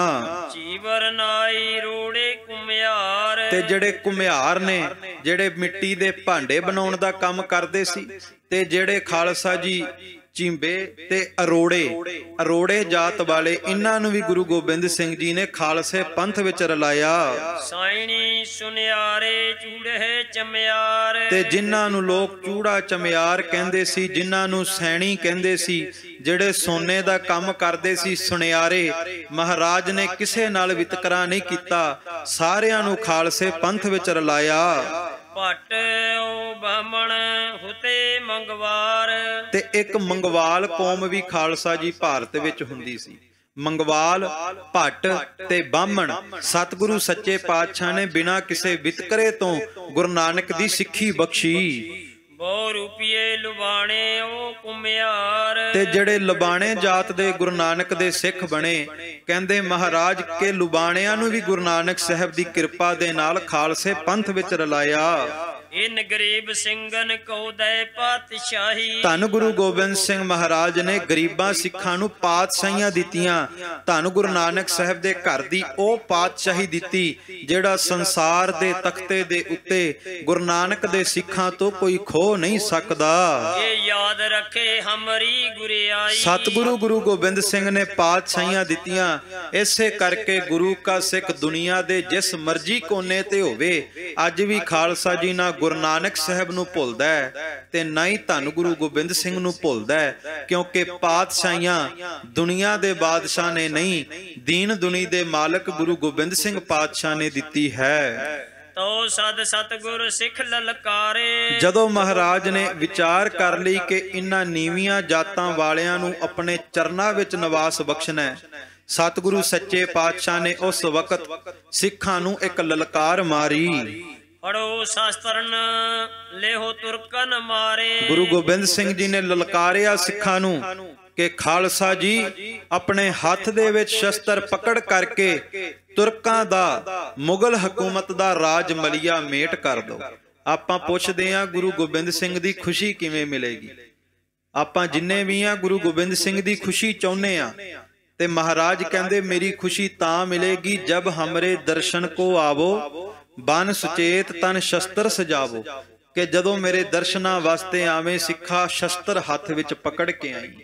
ਕਮਰ ਕੱਸਾ ਜੋ ਦੇਹੋ ਦਿਖਾਈ ਤੋ ਹਮਰੀ ਖੁਸ਼ੀ ਮਿਲੇ ਅਧਕਾਈ। ਜਿਹੜਾ ਸਿੱਖ ਸ਼ਸਤਰ ਪਕੜ ਕੇ ਤਿਆਰ ਬਰ ਤਿਆਰ ਹੋ ਕੇ ਆਵੇਗਾ, ਉਸ ਸਿੱਖ ਦੇ ਉੱਤੇ ਗੁਰੂ ਗੋਬਿੰਦ ਸਿੰਘ ਦੀ ਖੁਸ਼ੀ ਬਹੁਤ ਜ਼ਿਆਦਾ ਹੋਵੇਗੀ। ਖਾਲਸਾ ਜੀ, ਇਹ ਸਤਿਗੁਰੂ ਮਹਾਰਾਜ ਨੇ ਸਿੱਖਾਂ ਨੂੰ ਲਲਕਾਰ ਦਿੱਤੀ। ਸਿੱਖਾਂ ਦੇ ਅੰਦਰ ਜਜ਼ਬਾ ਭਰਨ ਵਾਸਤੇ ਮਹਾਰਾਜ ਨੇ ਇਹ ਅਲਾਹੀ ਬਚਨ ਕੀਤੇ। ਦੋਹਰਾ ਤੋ ਸਿੱਖਨ ਨੇ ਨਹਿ ਮੰਨਿਓ, ਤੁਰਕਨ ਤੇ ਖੋਫ ਕੀਨ। ਪਰ ਜਿਸ ਮੁਗਲ ਹਕੂਮਤ ਨੇ 700 ਸਾਲ ਤੋਂ ਭਾਰਤ ਨੂੰ ਖਾਲਸਾ ਜੀ ਗੁਲਾਮ ਬਣਾਇਆ ਸੀ, ਉਹ ਇੱਕ ਵਾਰ ਡਰ ਗਏ। ਮੁਗਲ ਹਕੂਮਤ ਦੇ ਭੈ ਦੇ ਵਿੱਚ ਤੁਰਕਾਂ ਤੋਂ ਖੋਫ ਖਾ ਕਰਕੇ ਗੁਰੂ ਗੋਬਿੰਦ ਸਿੰਘ ਮਹਾਰਾਜ ਦੇ ਬਚਨਾਂ ਨੂੰ ਮੰਨਣ ਤੋਂ ਇੱਕ ਵਾਰ ਇਨਕਾਰ ਜਿਹੀ ਕਰਨ ਲੱਗੇ। ਉਨ ਪੈ ਪੋਜੇ ਅਤਕਣੀ ਕਬ ਛੋੜੇ ਰਾਜ ਜ਼ਮੀਨ। ਕਹਿਣ ਲੱਗੇ ਮਹਾਰਾਜ ਮੁਗਲ ਹਕੂਮਤ ਕੋਲ ਫੌਜਾਂ ਬਹੁਤ ਨੇ, ਸਿਪਾਹੀ ਬਹੁਤ ਨੇ, ਉਹ ਰਾਜਾਂ, ਉਹ ਜ਼ਮੀਨਾਂ, ਜਾਇਦਾਦਾਂ, ਜਗੀਰਾਂ ਕਿਵੇਂ ਛੱਡਣਗੇ? ਚੌਪਈ ਤੋ ਸੁਖਨ ਯੋ ਮੰਨੀ ਨ ਬਾਤ। ਗੁਰੂ ਗੋਬਿੰਦ ਸਿੰਘ ਮਹਾਰਾਜ ਨੇ ਕਿਹਾ ਹੱਥ ਵਿੱਚ ਸ਼ਸਤਰ ਪਕੜ ਕੇ ਮੁਗਲ ਹਕੂਮਤ ਦੇ ਖਿਲਾਫ ਜੰਗ ਕਰੋ, ਤੇ ਸਿੱਖਾਂ ਨੇ ਇਹ ਗੱਲ ਇੱਕ ਵਾਰ ਮੰਨੀ ਨਾ। ਸੋਚਣ ਲੱਗੇ ਉਹਨਾਂ ਕੋਲ ਫੌਜਾਂ ਬਹੁਤ ਨੇ, ਮਹਾਰਾਜ ਨੂੰ ਬਚਨ ਕਰਨ ਲੱਗੇ। ਹਮ ਤੇ ਤੁਰਕ ਕਬ ਮਾਰੇ ਜਾਤ। ਕਿ ਮਹਾਰਾਜ ਅਸੀਂ ਗਰੀਬ ਨਿਮਾਣੇ, ਸਾਡੇ ਤੋਂ ਤੁਰਕ ਕਿਵੇਂ ਮਰਨਗੇ? ਉਹ ਮੁਗਲ ਸਿਪਾਹੀ ਕਿਵੇਂ ਮਾਰੇ ਜਾਣਗੇ? ਅਸੀਂ ਚਿੜੀਆਂ ਮੈਂ ਸਾਨੀ ਬਾਜ। ਸੱਚੇ ਪਾਤਸ਼ਾਹ ਅਸੀਂ ਚਿੜੀਆਂ ਵਰਗੇ ਹਾਂ ਤੇ ਉਹ ਬਾਜਾਂ ਵਰਗੇ ਨੇ। ਚਿੜੀਆਂ ਦਾ ਬਾਜਾਂ ਦੇ ਨਾਲ ਮੁਕਾਬਲਾ ਨਹੀਂ ਹੋ ਸਕਦਾ। ਹਮ ਛੇਲੇ ਵੈ ਬਗਿਆੜਨ ਸਾਜ। ਪਾਤਸ਼ਾਹ ਜੀਓ ਅਸੀਂ ਤੇ ਭੇਡਾਂ ਬੱਕਰੀਆਂ ਵਰਗੇ ਹਾਂ, ਤੇ ਜਿਹੜੇ ਮੁਗਲ ਹਕੂਮਤ ਦੇ ਬਾਦਸ਼ਾਹ ਨੇ ਉਹ ਤੇ ਬਗਿਆੜ ਨੇ, ਬੱਬਰ ਸ਼ੇਰ ਨੇ, ਉਹ ਤੇ ਇੱਕ ਦਹਾੜ ਮਾਰਨਗੇ ਅਸੀਂ ਡਰ ਜਾਵਾਂਗੇ। ਮਹਾਰਾਜ ਭੇਡਾਂ ਬੱਕਰੀਆਂ ਦਾ ਬਗਿਆੜਾਂ ਦੇ ਨਾਲ, ਸ਼ੇਰਾਂ ਦੇ ਨਾਲ ਕੀ ਮੁਕਾਬਲਾ ਹੈ? ਤੁਮ ਮਿਰਗਨ ਤੇ ਕਿਮ ਸ਼ੇਰ ਮਰਵਾਵੋ। ਮਹਾਰਾਜ ਤੁਸੀਂ ਹੀਰਨਾਂ ਦੇ ਕੋਲੋਂ ਸ਼ੇਰਾਂ ਦਾ ਸ਼ਿਕਾਰ ਕਿਵੇਂ ਕਰਾਵੋਗੇ? ਵੇਖੋ ਖਾਲਸਾ ਜੀ ਕਿ ਗੁਰੂ ਗੋਬਿੰਦ ਸਿੰਘ ਮਹਾਰਾਜ ਨੇ ਜਦੋਂ ਸ਼ਸਤਰ ਪਕੜਾਏ ਉਸ ਵਕਤ ਹਾਲਾਤ ਕੀ ਸਨ? ਭਾਰਤ ਦੇ ਲੋਕ ਖੁਦ ਇਹ ਕਬੂਲ ਕਰ ਚੁੱਕੇ ਸਨ ਕਿ ਅਸੀਂ ਗੁਲਾਮ ਹਾਂ ਤੇ ਸਾਡਾ ਜਨਮ ਹੀ ਗੁਲਾਮ ਰਹਿਣ ਲਈ ਹੋਇਆ। ਭਾਰਤ ਦੇ ਲੋਕ ਮੰਨ ਚੁੱਕੇ ਸਨ ਕਿ ਅਸੀਂ ਭੇਡਾਂ ਬੱਕਰੀਆਂ ਵਰਗੇ, ਚਿੜੀਆਂ ਵਰਗੇ, ਹਿਰਨਾਂ ਵਰਗੇ ਆ ਤੇ ਬਾਦਸ਼ਾਹ ਬਾਜਾਂ ਵਰਗੇ, ਸ਼ੇਰਾਂ ਵਰਗੇ, ਬਗਿਆੜਾਂ ਵਰਗੇ ਨੇ। ਪਰ ਵੇਖੋ ਗੁਰੂ ਗੋਬਿੰਦ ਸਿੰਘ ਨੇ ਪਤਾ ਹੀ ਨਹੀਂ ਕਿ ਖੰਡੇ ਬਾਟੇ ਦੇ ਅੰਮ੍ਰਿਤ ਵਿੱਚ ਕੀ ਭਰ ਦਿੱਤਾ। ਜਿੰਨੇ ਵੀ 5 ਚੂਲੇ ਛਕੇ ਖਾਲਸਾ ਜੀ, ਉਹ ਚੀੜੀਆਂ ਤੋਂ ਬਾਜ ਬਣ ਕੇ ਮੁਗਲ ਹਕੂਮਤ ਦਾ ਰਾਜ ਮਲੀਆ ਮੇਟ ਹੀ ਕਰਦਾ ਰਿਹਾ। ਪਤਾ ਹੀ ਨਹੀਂ ਗੁਰੂ ਗੋਬਿੰਦ ਸਿੰਘ ਨੇ ਖੰਡੇ ਬਾਟੇ ਦੇ ਅੰਮ੍ਰਿਤ ਵਿੱਚ ਕੀ ਭਰਿਆ ਕਿ ਜਦੋਂ ਅੰਮ੍ਰਿਤ ਛਕਣ ਆਇਆ ਭਾਵੇਂ ਭੇਡਾਂ ਵਰਗਾ ਸੀ, ਪਰ ਜਦੋਂ ਅੰਮ੍ਰਿਤ ਛਕ ਕੇ ਗੁਰੂ ਦਰਬਾਰ ਤੋਂ ਬਾਹਰ ਗਿਆ ਤੇ ਮਹਾਰਾਜ ਨੇ ਬੱਬਰ ਸ਼ੇਰਾਂ ਦਾ ਰੂਪ ਗੁਰੂ ਗੋਬਿੰਦ ਸਿੰਘ ਨੇ ਆਪਣਾ ਰੂਪ ਬਖਸ਼ ਦਿੱਤਾ। ਸੋ ਗੁਰੂ ਕੇ ਸਿੱਖ ਇੱਕ ਵਾਰ ਭੈ ਭੀਤ ਹੋ ਕੇ ਕਹਿੰਦੇ, ਮਹਾਰਾਜ ਤੁਸੀਂ ਹਿਰਨਾਂ ਦੇ ਕੋਲੋਂ ਸ਼ੇਰਾਂ ਦਾ ਸ਼ਿਕਾਰ ਕਿਵੇਂ ਕਰਾਓਗੇ? ਲੋਤੀ ਕੋ ਪਾਣੀ ਮਗਰੀ ਪਰ ਚੜਾਵੋ। ਲੋਤੀ ਦਾ ਇੱਕ ਭਾਵ ਹੈ ਉਹ ਨਦੀਆਂ ਜਿਹੜੀਆਂ ਪਹਾੜਾਂ ਤੋਂ ਥੱਲੇ ਨੂੰ ਆਉਂਦੀਆਂ ਨੇ, ਛੋਟੀਆਂ ਨਦੀਆਂ, ਝਰਨੇ। ਗੁਰੂ ਕੇ ਸਿੱਖ ਕਹਿਣ ਲੱਗੇ, ਮਹਾਰਾਜ ਲੋਤੀ ਤੋਂ ਭਾਵ ਉਹ ਛੋਟੀਆਂ ਨਦੀਆਂ ਪਹਾੜਾਂ ਤੋਂ ਥੱਲੇ ਆਉਂਦੀਆਂ ਤੇ ਵੇਖੀਆਂ ਨੇ, ਪਰ ਨਦੀਆਂ ਝਰਨਿਆਂ ਦਾ ਪਾਣੀ ਕਦੇ ਵਾਪਸ ਪਹਾੜਾਂ ਤੇ ਚੜ੍ਹਦਾ ਨਹੀਂ ਵੇਖਿਆ। ਤੇ ਅਸੀਂ ਉਹ ਲੋਤੀ ਨਦੀਆਂ ਹਾਂ ਜਿਹੜੀਆਂ ਸਰਕਾਰਾਂ ਤੋਂ ਥੱਲੇ ਨੂੰ ਆ ਰਹੀਆਂ, ਤੇ ਸਰਕਾਰ ਉਹ ਪਹਾੜ ਹੈ, ਅਸੀਂ ਦੁਬਾਰਾ ਕਿਵੇਂ ਚੜ੍ਹ ਸਕਦੇ ਹਾਂ? ਭਾਵ ਇਸ ਤਰ੍ਹਾਂ ਦੁਨਿਆਵੀ ਉਦਾਹਰਣ ਦੇ ਕੇ ਆਪਣੇ ਹਾਲਾਤ ਦੱਸਦੇ ਨੇ ਮਹਾਰਾਜ ਕਿ ਸਾਡਾ ਮੁਗਲ ਹਕੂਮਤ ਦੇ ਨਾਲ ਕੋਈ ਟਾਕਰਾ ਨਹੀਂ, ਅਸੀਂ ਲੋਤੀ ਨਦੀਆਂ ਵਰਗੇ ਹਾਂ ਤੇ ਮੁਗਲ ਹਕੂਮਤ ਪਹਾੜਾਂ ਵਰਗੀ ਹੈ। ਬੋਵਾਦ ਸਿਪਾਹੀ ਮੁਗਲ ਪਠਾਨ, ਉਹਨਾਂ ਕੋਲ ਤੇ ਸਿਪਾਹੀ ਬੜੇ ਤਗੜੇ ਨੇ, ਪਠਾਨ ਬੜੇ ਤਗੜੇ ਨੇ, ਉਹਨਾਂ ਕੋਲ ਫੌਜਾਂ ਬਹੁਤ ਤਗੜੀਆਂ ਨੇ। ਹਮ ਜੱਟ ਬੂਟ ਨਾਈ ਤਰਖਾਨ, ਅਸੀਂ ਤੇ ਜੱਟ ਬੂਟ ਜ਼ਿਮੀਂਦਾਰਾਂ ਕਰਨ ਵਾਲੇ, ਅਸੀਂ ਤਰਖਾਨ ਲੋਕ, ਉਹਨਾਂ ਦਾ ਟਾਕਰਾ ਕਿਵੇਂ ਕਰਾਂਗੇ? ਤੁਮ ਟੋਲੇ ਸਭ ਜਾਤ ਕਮੀਨ, ਪਾਤਸ਼ਾਹ ਤੁਸੀਂ ਤੇ ਸਾਰੇ ਨੀਵੇਂ ਲੋਕਾਂ ਨੂੰ ਹੀ ਟੋਲ ਲਿਆ, ਭਾਵ ਲੱਭ ਲਿਆ। ਤੇ ਨੀਵੇਂ ਲੋਕ, ਨੀਵੀਆਂ ਜਾਤਾਂ ਵਾਲੇ ਲੋਕ ਕਿਸ ਤਰ੍ਹਾਂ ਬਾਦਸ਼ਾਹ ਦਾ ਮੁਕਾਬਲਾ ਕਰ ਸਕਦੇ ਨੇ? ਉਤੇ ਜਾਉ ਸਭ ਸ਼ਸਤਰਹੀਨ, ਮਹਾਰਾਜ ਅਸੀਂ ਤੇ ਕਦੇ ਸ਼ਸਤਰ ਵੇਖਿਆ ਵੀ ਨਹੀਂ, ਸ਼ਸਤਰਾਂ ਨੂੰ ਪਕੜਨਾ ਤੇ ਬਹੁਤ ਦੂਰ ਦੀ ਗੱਲ ਹੈ, ਅਸੀਂ ਸਾਰੇ ਸ਼ਸਤਰਹੀਨ ਹਾਂ। ਲਲਕਾਰੋ ਰਾਜਪੂਤੇ ਰਾਜੇ, ਇਸ ਕਰਕੇ ਤੁਸੀਂ ਇੱਕ ਕੰਮ ਕਰੋ, ਸਾਡੀ ਖੈਰ ਮਨਾਓ, ਸਾਨੂੰ ਛੱਡ ਕਰਕੇ ਰਾਜਪੂਤਾਂ ਨੂੰ ਲਲਕਾਰੋ। ਲੜਨਾ, ਜੰਗ ਜੁੱਧ ਕਰਨਾ ਤੇ ਰਾਜਪੂਤਾਂ ਦਾ ਕੰਮ ਹੈ, ਅਸੀਂ ਮੁਗਲ ਹਕੂਮਤ ਖਿਲਾਫ ਲੜ ਨਹੀਂ ਸਕਦੇ। ਜੋ ਸਵਾਰੇ ਤੁਮਰੋ ਕਾਜੇ, ਮਹਾਰਾਜ ਉਹੀ ਆਪ ਦੇ ਬਚਨਾਂ ਤੇ ਪਹਿਰਾ ਦੇ ਕਰਕੇ ਮੁਗਲ ਹਕੂਮਤ ਦਾ ਰਾਜ ਮਲੀਆ ਮੇਟ ਕਰਕੇ ਕਾਰਜ ਸਵਾਰ ਸਕਦੇ ਆ। ਖਾਲਸਾ ਜੀ ਇਹ ਇਤਿਹਾਸ ਇਹ ਵੀ ਗੱਲ ਦਰਸਾਉਂਦਾ ਹੈ ਕਿ ਜਿਹੜੇ ਲੋਕ ਕਹਿੰਦੇ ਸਿੱਖੀ ਵਿੱਚ ਕਰਾਮਾਤ ਨਹੀਂ, ਗੁਰੂ ਵਿੱਚ ਕਰਾਮਾਤ ਨਹੀਂ, ਇਹ ਤੋਂ ਵੱਡੀ ਕਰਾਮਾਤ ਕੀ ਹੋਵੇਗੀ ਕਿ ਜਿਨ੍ਹਾਂ ਨੇ ਕਰਦ ਨਾ ਪਕੜੀ ਹੋਵੇ, ਜਿਨ੍ਹਾਂ ਨੇ ਕਦੇ ਚਿੜੀ ਨਾ ਮਾਰੀ ਹੋਵੇ। ਜਦੋਂ ਗੁਰੂ ਗੋਬਿੰਦ ਸਿੰਘ ਮਹਾਰਾਜ ਦੀ ਨਿਗਾਹ ਪਈ, ਖੰਡੇ ਬਾਟੇ ਦੀ ਪੋਲ ਲਈ, ਤੇ ਉਹਨਾਂ ਚਿੜੀਆਂ ਨੇ ਬਾਜਾਂ ਵਰਗੇ ਬਾਦਸ਼ਾਹਾਂ ਦਾ ਵੀ ਸ਼ਿਕਾਰ ਕਰਕੇ ਵਿਖਾਇਆ। ਉਹਨਾਂ ਭੇਡਾਂ ਬੱਕਰੀਆਂ ਨੇ ਬਘਿਆੜਾਂ ਨੂੰ ਮਾਰ ਕੇ ਵਿਖਾਇਆ। ਇਹ ਸਭ ਤੋਂ ਵੱਡੀ ਕਰਾਮਾਤ ਸੀ ਕਿ ਗੁਰੂ ਗੋਬਿੰਦ ਸਿੰਘ ਮਹਾਰਾਜ ਨੇ ਐਸਾ ਜਜ਼ਬਾ ਭਰ ਦਿੱਤਾ ਗੁਰੂ ਕੇ ਖਾਲਸੇ ਪੰਥ ਦੇ ਅੰਦਰ ਕਿ ਇਹਨਾਂ ਦਾ ਬੰਦ-ਬੰਦ ਤੇ ਕੱਟਿਆ ਜਾਂਦਾ ਸੀ, ਪਰ ਇਹ ਫਿਰ ਵੀ ਨਹੀਂ ਸਨ ਮਰਦੇ। ਇਹਨਾਂ ਦਾ ਸੀਸ ਧੜ ਤੋਂ ਜੁਦਾ ਹੋ ਜਾਂਦਾ ਸੀ, ਪਰ ਦੁਬਾਰਾ ਫਿਰ ਸਿਰ ਤਲੀ ਤੇ ਧਰ ਕੇ ਮੁਗਲ ਹਕੂਮਤ ਦਾ ਰਾਜ ਮਲੀਆ ਮੇਟ ਕਰਕੇ ਹੀ ਫਿਰ ਖਾਲਸਾ ਜੀ ਗੁਰੂ ਚਰਨਾਂ ਵਿੱਚ ਜਾ ਕੇ ਨਮਸਕਾਰ ਕਰਦੇ ਸਨ। ਸੋ ਇਹ ਸਤਿਗੁਰੂ ਦੀ ਰਹਿਮਤ, ਸਤਿਗੁਰੂ ਦੀ ਕਿਰਪਾ ਹੈ। ਦੋਹਰਾ ਤੋ ਸ੍ਰੀ ਸਤਿਗੁਰ ਸੋਚਿਓ ਕਿਆ ਇਹ ਸਿੱਖਣ ਕੀਨ। ਜਦੋਂ ਸਿੱਖਾਂ ਦੀਆਂ ਇਹ ਭੋਲੀਆਂ ਜੀਆਂ ਗੱਲਾਂ ਸੁਣੀਆਂ ਡਰ ਵਾਲੀਆਂ, ਤੇ ਗੁਰੂ ਗੋਬਿੰਦ ਸਿੰਘ ਕਹਿਣ ਲੱਗੇ ਸਿੱਖ ਕਿਸ ਤਰ੍ਹਾਂ ਦੇ ਬਚਨ ਕਰ ਰਹੇ ਨੇ?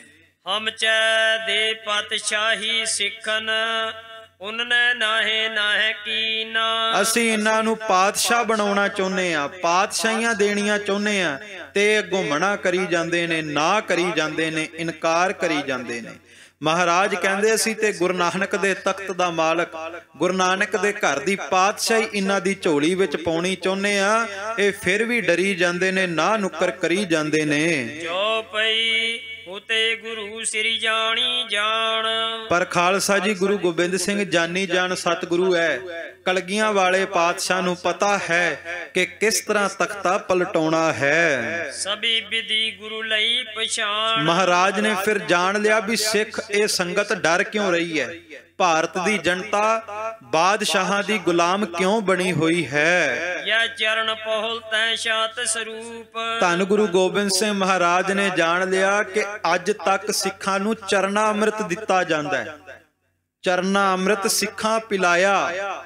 ਗੁਰੂ ਨਾਨਕ ਸਾਹਿਬ ਤੋਂ ਲੈ ਕੇ ਗੁਰੂ ਤੇਗ ਬਹਾਦਰ ਸੱਚੇ ਪਾਤਸ਼ਾਹ ਤੱਕ ਜਦੋਂ ਕੋਈ ਸਿੱਖੀ ਵਿੱਚ ਆਉਂਦਾ ਸੀ ਉਹਨੂੰ ਚਰਨਾਂ ਦੀ ਪਹੁਲ ਦਿੱਤੀ ਜਾਂਦੀ ਸੀ। ਸਤਿਗੁਰੂ ਦੇ ਚਰਨਾਂ ਨੂੰ ਧੋ ਕਰਕੇ ਚਰਨਾ ਅੰਮ੍ਰਿਤ ਪਿਲਾਇਆ ਜਾਂਦਾ ਸੀ। ਸਤਿਗੁਰੂ ਗੁਰੂ ਗੋਬਿੰਦ ਸਿੰਘ ਮਹਾਰਾਜ ਨੇ ਵਿਚਾਰ ਕੀਤੀ ਕਿ ਅੱਜ ਤੱਕ ਇਹ ਚਰਨ ਪੋਲ ਦੇ ਆਦੀ ਨੇ, ਇਨ੍ਹਾਂ ਵਿੱਚ ਸ਼ਾਂਤੀ ਬਹੁਤ ਹੈ। ਇਹ ਸੰਤ ਸਰੂਪ ਨੇ। ਗੁਰੂ ਗੋਬਿੰਦ ਸਿੰਘ ਨੇ ਜਾਣ ਲਿਆ ਕਿ ਇਸੇ ਕਰਕੇ ਜੰਗ ਕਰਨ ਲਈ ਤਿਆਰ ਨਹੀਂ, ਕਿਉਂਕਿ ਇਹ ਚਰਨਾ ਅੰਮ੍ਰਿਤ ਲੈਂਦੇ ਨੇ, ਚਰਨ ਪੌਲ ਲੈਂਦੇ ਨੇ। ਤੇਜ ਨਹੀਂ ਐ ਮਾਹੇ ਅਨੂਪ, ਪਰ ਇਨ੍ਹਾਂ ਵਿੱਚ ਇਸੇ ਕਰਕੇ ਤੇਜ ਨਹੀਂ, ਇਸੇ ਕਰਕੇ ਰਾਜ ਬਲ ਨਹੀਂ, ਸਿਪਾਹੀ ਗੁਣ ਨਹੀਂ ਹੈ। ਦੋਹਰਾ ਸੇਲੀ ਟੋਪੀ ਸਿਰ ਧਰੈ, ਦਾਸੇ ਨਾਮ ਕਹਾਏ। ਖਾਲਸਾ ਜੀ, ਅੱਜ ਗੁਰੂ ਕੇ ਸਿੱਖ ਸੀਸ ਤੇ ਦਸਤਾਰਾਂ ਦਮਾਲੇ ਸਜਾਉਂਦੇ ਨੇ। ਗੁਰੂ ਗੋਬਿੰਦ ਸਿੰਘ ਦੇ ਪੁੱਤਰ ਤੇ ਗੁਰੂ ਗੋਬਿੰਦ ਸਿੰਘ ਦੀਆਂ ਧੀਆਂ ਵੀ ਸੀਸ ਤੇ ਦਸਤਾਰਾਂ ਦਮਾਲੇ ਸਜਾਉਂਦੀਆਂ। ਪਰ ਇਹ ਕਿਰਪਾ ਗੁਰੂ ਗੋਬਿੰਦ ਸਿੰਘ ਮਹਾਰਾਜ ਨੇ ਕੀਤੀ, ਬਰਾਬਰਤਾਈ ਬਖਸ਼ੀ ਤੇ ਪਾਤਸ਼ਾਹ ਬਣਾਇਆ। ਪਰ ਪਹਿਲਾਂ ਇਹ ਹਾਲਾਤ ਸਨ ਕਿ ਸੰਗਤ ਆਪਣੇ ਸੀਸ ਦੇ ਉੱਤੇ ਸੈਲੀ ਟੋਪੀ ਧਰਿਆ ਕਰਦੀ ਸੀ, ਧਾਗੇ ਨਾਲ ਬਣੀ ਹੋਈ ਟੋਪੀ। ਉਹ ਆਪਣੇ ਸਿਰ ਨੂੰ ਢੱਕਣ ਵਾਸਤੇ ਸੈਲੀ ਟੋਪੀ ਪਾਇਆ ਕਰਦੇ ਸੀ ਤੇ ਆਪਣੇ ਆਪ ਨੂੰ ਦਾਸ ਕਹਾਇਆ ਕਰਦੇ ਸਨ। ਜਿਵੇਂ ਧਰਮਦਾਸ ਜੀ, ਦਇਆ ਰਾਮ ਜੀ, ਭਾਵ ਆਪਣੇ ਨਾਮ ਨਾਲ ਸਿੰਘ ਨਹੀਂ ਸਨ ਲਾਉਂਦੇ, ਦਾਸ ਲਾਉਂਦੇ ਸਨ। ਗੁਰੂ ਗੋਬਿੰਦ ਸਿੰਘ ਨੇ ਜਾਣ ਲਿਆ ਕਿ ਹਜੇ ਤੇ ਇਹਨਾਂ ਦਾ ਬਾਣਾ ਹੀ ਜੰਗ ਜੁੱਧ ਕਰਨ ਵਾਸਤੇ ਤਿਆਰ ਨਹੀਂ। ਕੁਟੀ ਦਿਆ ਮਦ ਰੂਪ ਧਰ, ਇਮਨਹਿ ਸ਼ਾਸਤਰ ਫੜਾਏ। ਪਾਤਸ਼ਾਹ ਨੇ ਜਾਣ ਲਿਆ ਕਿ ਗੁਰੂ ਨਾਨਕ ਸਾਹਿਬ ਤੋਂ ਲੈ ਕਰਕੇ ਗੁਰੂ ਤੇਗ ਬਹਾਦਰ ਜੀ ਤੱਕ ਇਹਨਾਂ ਦੇ ਅੰਦਰ ਦਇਆ ਦਾ ਪਾਠ ਹੈ, ਸੰਤ ਦਾ ਪਾਠ ਹੈ। ਹੁਣ ਇਹਨਾਂ ਦੇ ਅੰਦਰ ਸਿਪਾਹੀ ਦਾ ਪਾਠ ਪੜਾਉਣਾ ਪਵੇਗਾ, ਰਾਜ ਬਲ ਭਰਨਾ ਪਵੇਗਾ, ਤਾਂ ਹੀ ਇਹ ਸ਼ਸਤਰ ਪਕੜਨ ਲਈ ਤਿਆਰ ਹੋਣਗੇ। ਜੋ ਪਈ ਅਬ ਸਿੱਖਨ ਰੂਪ ਪਲਟਾਈਐ। ਉਸ ਵਕਤ ਫਿਰ ਗੁਰੂ ਗੋਬਿੰਦ ਸਿੰਘ ਨੇ ਵਿਚਾਰ ਕਰ ਲਈ ਕਿ ਹੁਣ ਮੈਂ ਸਿੱਖਾਂ ਦਾ ਰੂਪ ਪਲਟਾ ਦਿਆਂਗਾ। ਤੇਜ ਧਾਰੀ ਜਿਮ ਲਖ ਭਉ ਖਾਈਐ। ਐਸਾ ਰੂਪ ਖਾਲਸੇ ਨੂੰ ਬਖਸ਼ ਦਵਾਂਗਾ ਕਿ ਜਿੱਥੇ ਗੁਰੂ ਕਾ ਖਾਲਸਾ ਖੜ ਜਾਵੇਗਾ, ਜਿਹੜਾ ਕੋਈ ਪਾਪੀ ਹੋਵੇਗਾ, ਜ਼ੁਲਮੀ ਹੋਵੇਗਾ, ਮੇਰੇ ਖਾਲਸੇ ਦਾ ਰੂਪ ਵੇਖ ਕੇ ਹੀ ਭੈ ਭੀਤ ਹੋ ਜਾਵੇਗਾ। ਖਾਲਸਾ ਜੀ, ਇਹ ਗੁਰੂ ਗੋਬਿੰਦ ਸਿੰਘ ਮਹਾਰਾਜ ਨੇ ਕਿਰਪਾ ਕਰਕੇ ਖਾਸ ਰੂਪ ਖਾਲਸੇ ਨੂੰ ਬਖਸ਼ਿਆ। ਇਹ ਸੱਚ ਹੈ, ਜੰਗ ਦੇ ਮੈਦਾਨ ਦੇ ਅੰਦਰ ਜਦੋਂ ਬਾਬਾ ਦੀਪ ਸਿੰਘ ਲੜਦੇ ਸੀ, ਅੱਧੇ ਬਾਬਾ ਦੀਪ ਸਿੰਘ ਦਾ ਰੂਪ ਵੇਖ ਕੇ ਹੀ ਮਰੀ ਜਾਂਦੇ ਸੀ, ਭੈ ਭੀਤ ਹੋਈ ਜਾਂਦੇ ਸੀ। ਪਰ ਇਹ ਰੂਪ ਤਾਂ ਮਿਲਦਾ ਜਦੋਂ ਗੁਰੂ ਕਾ ਸਿੱਖ ਦਮਾਲਾ ਸਜਾ ਕੇ ਬਾਣੀ ਪੜ੍ਹਦਾ ਹੈ। ਇਬਾਦਤ ਤੋਂ ਬਿਨਾ ਤਾਕਤ ਨਹੀਂ ਹੁੰਦੀ, ਭਗਤੀ ਤੋਂ ਬਿਨਾ ਸ਼ਕਤੀ ਨਹੀਂ ਹੁੰਦੀ। ਮਹਾਰਾਜ ਨੇ ਕਿਰਪਾ ਕੀਤੀ, ਰੂਪ ਪਲਟਾਇਆ, ਖਾਲਸੇ ਨੂੰ ਐਸਾ ਤੇਜ ਪ੍ਰਤਾਪੀ ਚਿਹਰਾ ਦਿੱਤਾ ਕਿ ਜਿਹੜਾ ਜ਼ੁਲਮੀ ਪਾਪੀ ਹੁੰਦਾ ਹੈ, ਉਹ ਖਾਲਸੇ ਦਾ ਚਿਹਰਾ ਵੇਖ ਕਰਕੇ ਹੀ ਭੈ ਭੀਤ ਹੋ ਜਾਂਦਾ ਹੈ। ਤੇਜ ਨਾਮ ਕੋ ਵਿਨੇ ਧਰਈਐ। ਗੁਰੂ ਗੋਬਿੰਦ ਸਿੰਘ ਜੀ ਨੇ ਸੋਚਿਆ, ਅੱਜ ਤੱਕ ਇਹ ਦਾਸ ਆਪਣੇ ਨਾਮ ਨਾਲ ਲਾਉਂਦੇ ਨੇ, ਹੁਣ ਐਸਾ ਨਾਮ ਇਹਨਾਂ ਦੇ ਨਾਮਾਂ ਦੇ ਨਾਲ ਜੋੜ ਦਿਆਂਗੇ, ਐਸਾ ਲਕਬ ਜੋੜ ਦਿਆਂਗੇ ਕਿ ਜਦੋਂ ਆਪਣੇ ਨਾਮ ਦੇ ਨਾਲ ਉਸ ਸ਼ਬਦ ਦੀ ਵਰਤੋਂ ਕਰਨਗੇ ਤੇ ਇਹਨਾਂ ਦੇ ਅੰਦਰ ਵੀਰ ਰਸ ਭਰ ਜਾਵੇਗਾ। ਖਾਲਸਾ ਜੀ, ਇਸ ਕਰਕੇ ਅੱਜ ਗੁਰੂ ਕੇ ਸਿੱਖਾਂ ਦੇ ਨਾਮ ਦੇ ਨਾਲ ਸਿੰਘ ਸ਼ਬਦ ਲੱਗਦਾ ਤੇ ਗੁਰੂ ਕੀ ਧੀਆਂ ਦੇ ਨਾਮ ਦੇ ਨਾਲ ਕੌਰ ਸ਼ਬਦ ਲੱਗਦਾ। ਸੋ ਸਾਨੂੰ ਵੀ ਚਾਹੀਦਾ ਹੈ ਕਿ ਆਪਣੀਆਂ ਜਾਤਾਂ ਨੂੰ ਛੱਡ ਕਰਕੇ ਜੋ ਗੁਰੂ ਸਾਹਿਬ ਨੇ ਸਾਨੂੰ ਦਿੱਤਾ ਹੈ, ਉਸ ਸ਼ਬਦ ਨੂੰ ਆਪਣੇ ਨਾਮ ਨਾਲ ਲਾਈਏ।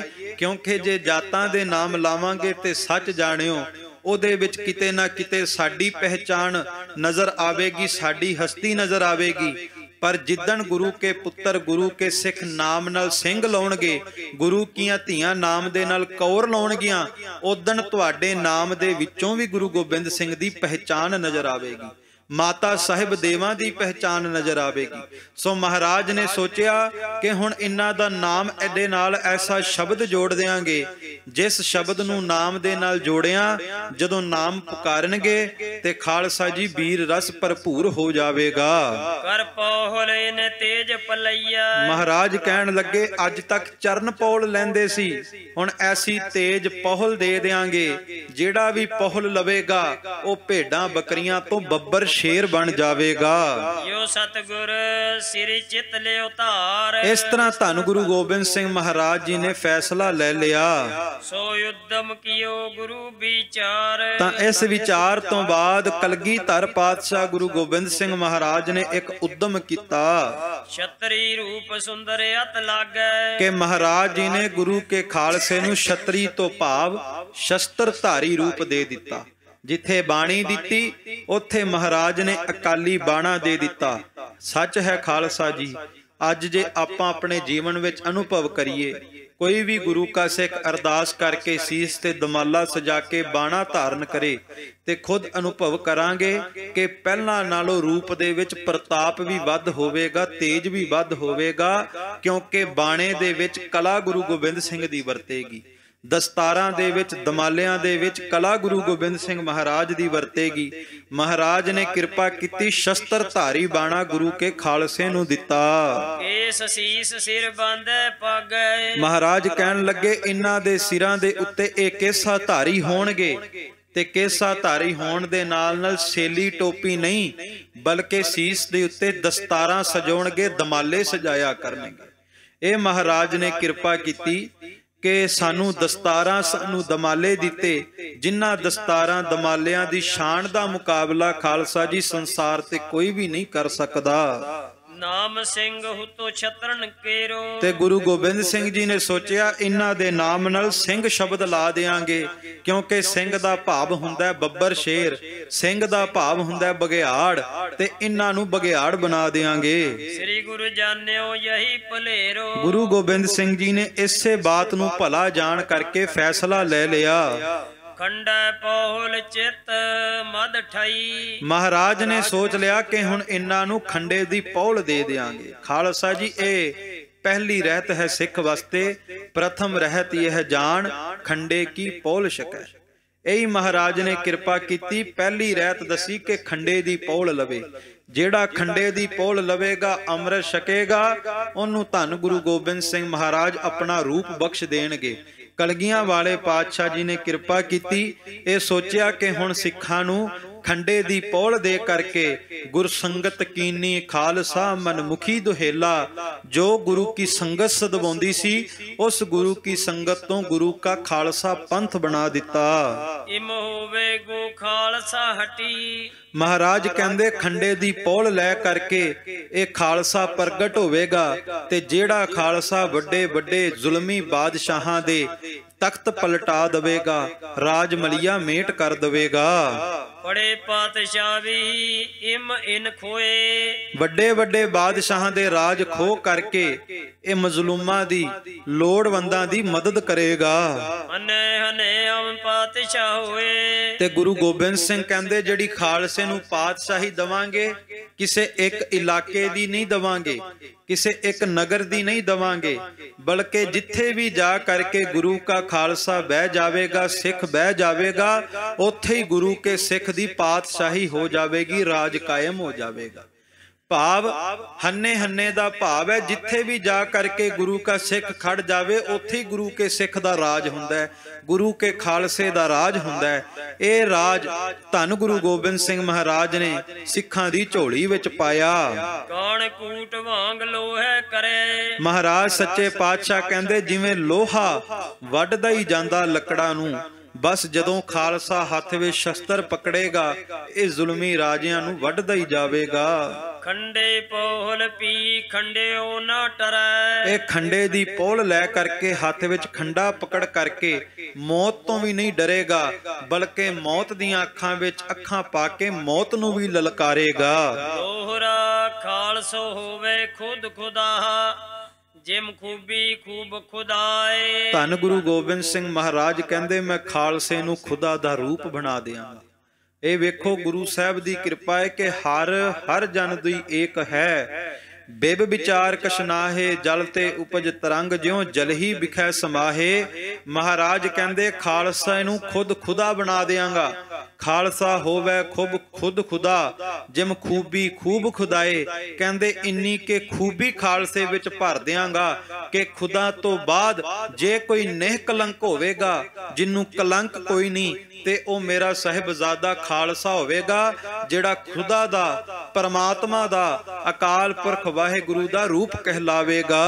ਆਨ ਨ ਮਾਨੇ ਆਨ ਕੀ ਇੱਕ ਸੱਚੇ ਬਿਨ ਪਾਤਸ਼ਾਹ। ਧੰਨ ਗੁਰੂ ਗੋਬਿੰਦ ਸਿੰਘ ਮਹਾਰਾਜ ਕਲਗੀਆਂ ਵਾਲੇ ਪਾਤਸ਼ਾਹ ਕਹਿੰਦੇ ਐਸਾ ਖਾਲਸਾ ਪ੍ਰਗਟ ਕਰਾਂਗਾ ਜਿਹੜਾ ਦੁਨੀਆ ਦੇ ਰਾਜਿਆਂ ਮਹਾਰਾਜਿਆਂ ਦੀ ਆਨ ਨਹੀਂ ਮੰਨੇਗਾ, ਈਨ ਨਹੀਂ ਮੰਨੇਗਾ, ਬਲਕਿ ਮੇਰਾ ਖਾਲਸਾ ਕੇਵਲ ਤੇ ਕੇਵਲ ਇੱਕ ਅਕਾਲ ਪੁਰਖ ਵਾਹਿਗੁਰੂ ਸੱਚੇ ਪਾਤਸ਼ਾਹ ਦੇ ਅਧੀਨ ਹੋਵੇਗਾ। ਖਾਲਸਾ ਕਿਸੇ ਦਾ ਗੁਲਾਮ ਨਹੀਂ ਹੋਵੇਗਾ। ਖਾਲਸਾ ਜੀ, ਇਹ ਗੁਰੂ ਗੋਬਿੰਦ ਸਿੰਘ ਮਹਾਰਾਜ ਦੀ ਵਡਿਆਈ ਹੈ ਕਿ ਜੇ ਆਪਾਂ ਇਤਿਹਾਸ ਨੂੰ ਵੇਖੀਏ, ਅੱਜ ਤੱਕ ਜਿੰਨੇ ਵੀ ਪੀਰ ਪੈਗੰਬਰ ਆਏ ਦੁਨੀਆ ਤੇ, ਉਹਨਾਂ ਨੇ ਆਪਣੇ ਪੈਰੋਕਾਰ ਪੈਦਾ ਕੀਤੇ, ਆਪਣੇ ਚੇਲੇ ਬਣਾਏ। ਅੱਜ ਤੱਕ ਇਤਿਹਾਸ ਦੇ ਵਿੱਚ ਕਿਤੇ ਨਹੀਂ ਮਿਲਦਾ, ਕਿਸੇ ਵੀ ਮਜ਼ਹਬ ਨੂੰ ਵੇਖੀਏ, ਕਿ ਉਸ ਮਜ਼ਹਬ ਦੇ ਮੁਰਸ਼ਦ ਨੇ ਆਪਣੇ ਚੇਲਿਆਂ ਨੂੰ ਆਪਣਾ ਤਖਤ ਦੇ ਦਿੱਤਾ ਹੋਵੇ। ਜੇ ਖਾਲਸਾ ਜੀ ਹਰ ਇੱਕ ਮਜ਼ਹਬ ਨੂੰ ਵਾਚੀਏ ਤੇ ਇਹੋ ਨਜ਼ਰ ਆਵੇਗਾ ਕਿ ਪੀਰ, ਫਕੀਰ, ਮੁਰਸ਼ਦ ਤਖਤ ਤੇ ਬੈਠਦੇ ਨੇ, ਉੱਚੇ ਅਸਥਾਨ ਤੇ ਬੈਠਦੇ ਨੇ, ਤੇ ਉਹਨਾਂ ਦੇ ਚੇਲੇ, ਉਹਨਾਂ ਦੇ ਸੇਵਕ ਨੀਵੇਂ ਬੈਠਦੇ ਨੇ। ਕਹਿੰਦੇ ਇਹ ਪਹਿਲੀ ਵਾਰ ਹੋਇਆ ਕਿ ਧੰਨ ਗੁਰੂ ਗੋਬਿੰਦ ਸਿੰਘ ਮਹਾਰਾਜ ਨੇ ਜਦੋਂ ਖਾਲਸਾ ਪ੍ਰਗਟ ਕੀਤਾ, ਆਪਣੇ ਹੱਥੀਂ ਸਾਜੇ ਹੋਏ ਖਾਲਸੇ ਦੇ ਸਾਹਮਣੇ ਗੋਡਿਆਂ ਭਾਰ ਬਹਿ ਕਰਕੇ ਗੁਰੂ ਗੋਬਿੰਦ ਸਿੰਘ ਨੇ ਕਿਹਾ, ਖਾਲਸਾ ਜੀ, ਇਹ ਖੰਡੇ ਦੀ ਪੋਹਲ ਮੇਰੀ ਵੀ ਝੋਲੀ ਵਿੱਚ ਪਾਓ। ਕਿੰਨੀ ਕਿ ਅਨਮੋਲ ਦਾਤ ਹੋਵੇਗੀ ਖੰਡੇ ਬਾਟੇ ਦੀ ਪੋਹਲ, ਖੰਡੇ ਬਾਟੇ ਦਾ ਅੰਮ੍ਰਿਤ। ਕਿ ਸਤਿਗੁਰੂ ਗੁਰੂ ਗੋਬਿੰਦ ਸਿੰਘ ਮਹਾਰਾਜ ਨੇ ਇਹ ਦਾਅਵਾ ਨਹੀਂ ਕੀਤਾ ਕਿ ਇਹ ਅੰਮ੍ਰਿਤ ਮੈਂ ਤਿਆਰ ਕੀਤਾ ਹੈ, ਖੰਡੇ ਦੀ ਪੋਹਲ ਮੈਂ ਤਿਆਰ ਕੀਤੀ ਹੈ, ਬਲਕਿ ਜਿਵੇਂ ਬਾਣੀ ਉੱਤੇ ਗੁਰੂ ਦਾ ਦਾਅਵਾ ਨਹੀਂ, ਇਹ ਕਿਹਾ ਧੁਰ ਕੀ ਬਾਣੀ ਆਈ ਤਿਨ ਸਗਲੀ ਚਿੰਤ ਮਟਾਈ, ਕਿ ਬਾਣੀ ਧੁਰੋਂ ਆਈ ਹੈ। ਇਸੇ ਤਰ੍ਹਾਂ ਮਹਾਰਾਜ ਨੇ ਕਿਹਾ ਇਹ ਪੋਹਲ ਤੇ ਵੀ ਮੇਰਾ ਦਾਅਵਾ ਨਹੀਂ, ਪੋਹਲ ਵੀ ਅਕਾਲ ਪੁਰਖ ਦੀ ਦਿੱਤੀ ਹੈ, ਤੇ ਖਾਲਸਾ ਜੀ ਇਹ ਤੁਹਾਡੇ ਲਈ ਖੰਡੇ ਬਾਟੇ ਦੀ ਪੋਹਲ ਲੈਣੀ ਅਤ ਲਾਜ਼ਮੀ ਹੋਵੇਗੀ। ਤੇ ਜਿਹੜੇ ਖਾਲਸਾ ਜੀ ਇਹ ਵਿਚਾਰ ਰੱਖਦੇ ਕਿ ਮਨ ਸਾਫ਼ ਹੋਣਾ ਚਾਹੀਦਾ ਹੈ, ਖੰਡੇ ਬਾਟੇ ਦਾ ਅੰਮ੍ਰਿਤ ਲੈਣ ਦਾ ਕੀ ਲਾਭ ਹੈ, ਤੇ ਖਾਲਸਾ ਜੀ ਬੰਦਾ ਜਿੰਨਾ ਮਰਜ਼ੀ ਯਤਨ ਕਰੇ, ਕਿ ਗੁਰੂ ਗੋਬਿੰਦ ਸਿੰਘ ਮਹਾਰਾਜ ਤੋਂ ਵੱਧ ਵੀ ਕੋਈ ਮਨ ਸਾਫ਼ ਰੱਖ ਸਕਦਾ ਹੈ। ਜੇ ਧੰਨ ਗੁਰੂ ਗੋਬਿੰਦ ਸਿੰਘ ਮਹਾਰਾਜ ਸੱਚੇ ਪਾਤਸ਼ਾਹ ਖੁਦ ਖਾਲਸੇ ਅੱਗੇ ਹੱਥ ਜੋੜ ਕੇ ਕਹਿੰਦੇ ਆ, ਖਾਲਸਾ ਜੀ ਇਹ ਖੰਡੇ ਬਾਟੇ ਦੀ ਪੋਹਲ ਮੇਰੀ ਝੋਲੀ ਵਿੱਚ ਪਾਓ, ਤੇ ਖਾਲਸਾ ਜੀ ਹਰ ਇੱਕ ਸਿੱਖ ਨੂੰ ਯਤਨ ਕਰਨਾ ਚਾਹੀਦਾ ਹੈ, ਅਰਦਾਸ ਕਰਨੀ ਚਾਹੀਦੀ ਹੈ ਮਹਾਰਾਜ ਦੇ ਚਰਨਾਂ ਵਿੱਚ ਕਿ ਮਹਾਰਾਜ ਕਿਰਪਾ ਕਰਿਓ, ਸਾਡੀ ਝੋਲੀ ਵਿੱਚ ਖੰਡੇ ਬਾਟੇ ਦੀ ਪੋਹਲ ਪਾਇਓ ਤੇ ਸਾਨੂੰ ਸਿੱਖੀ ਦੀ ਦਾਤ ਦਿਓ। ਧੰਨ ਗੁਰੂ ਗੋਬਿੰਦ ਸਿੰਘ ਮਹਾਰਾਜ ਨੇ ਐਸਾ ਖਾਲਸਾ ਪ੍ਰਗਟ ਕੀਤਾ, ਖਾਲਸਾ ਜੀ ਜਿਹੜਾ ਦੁਨੀਆ ਦੀ ਈਨ ਨਹੀਂ ਮੰਨਦਾ, ਦੁਨੀਆ ਦੇ ਅਧੀਨ ਨਹੀਂ ਚੱਲਦਾ, ਬਲਕਿ ਅਧੀਨਗੀ ਹੈ ਤੇ ਕੇਵਲ ਅਕਾਲ ਪੁਰਖ ਵਾਹਿਗੁਰੂ ਪਰਮਾਤਮਾ ਦੀ ਅਧੀਨਗੀ ਹੈ। ਕੇਵਲ ਪਰਮਾਤਮਾ ਦੇ ਹੁਕਮਾਂ ਦੇ ਨਾਲ ਹੀ ਖਾਲਸਾ ਪੰਥ ਵਿਚਰਦਾ ਹੈ।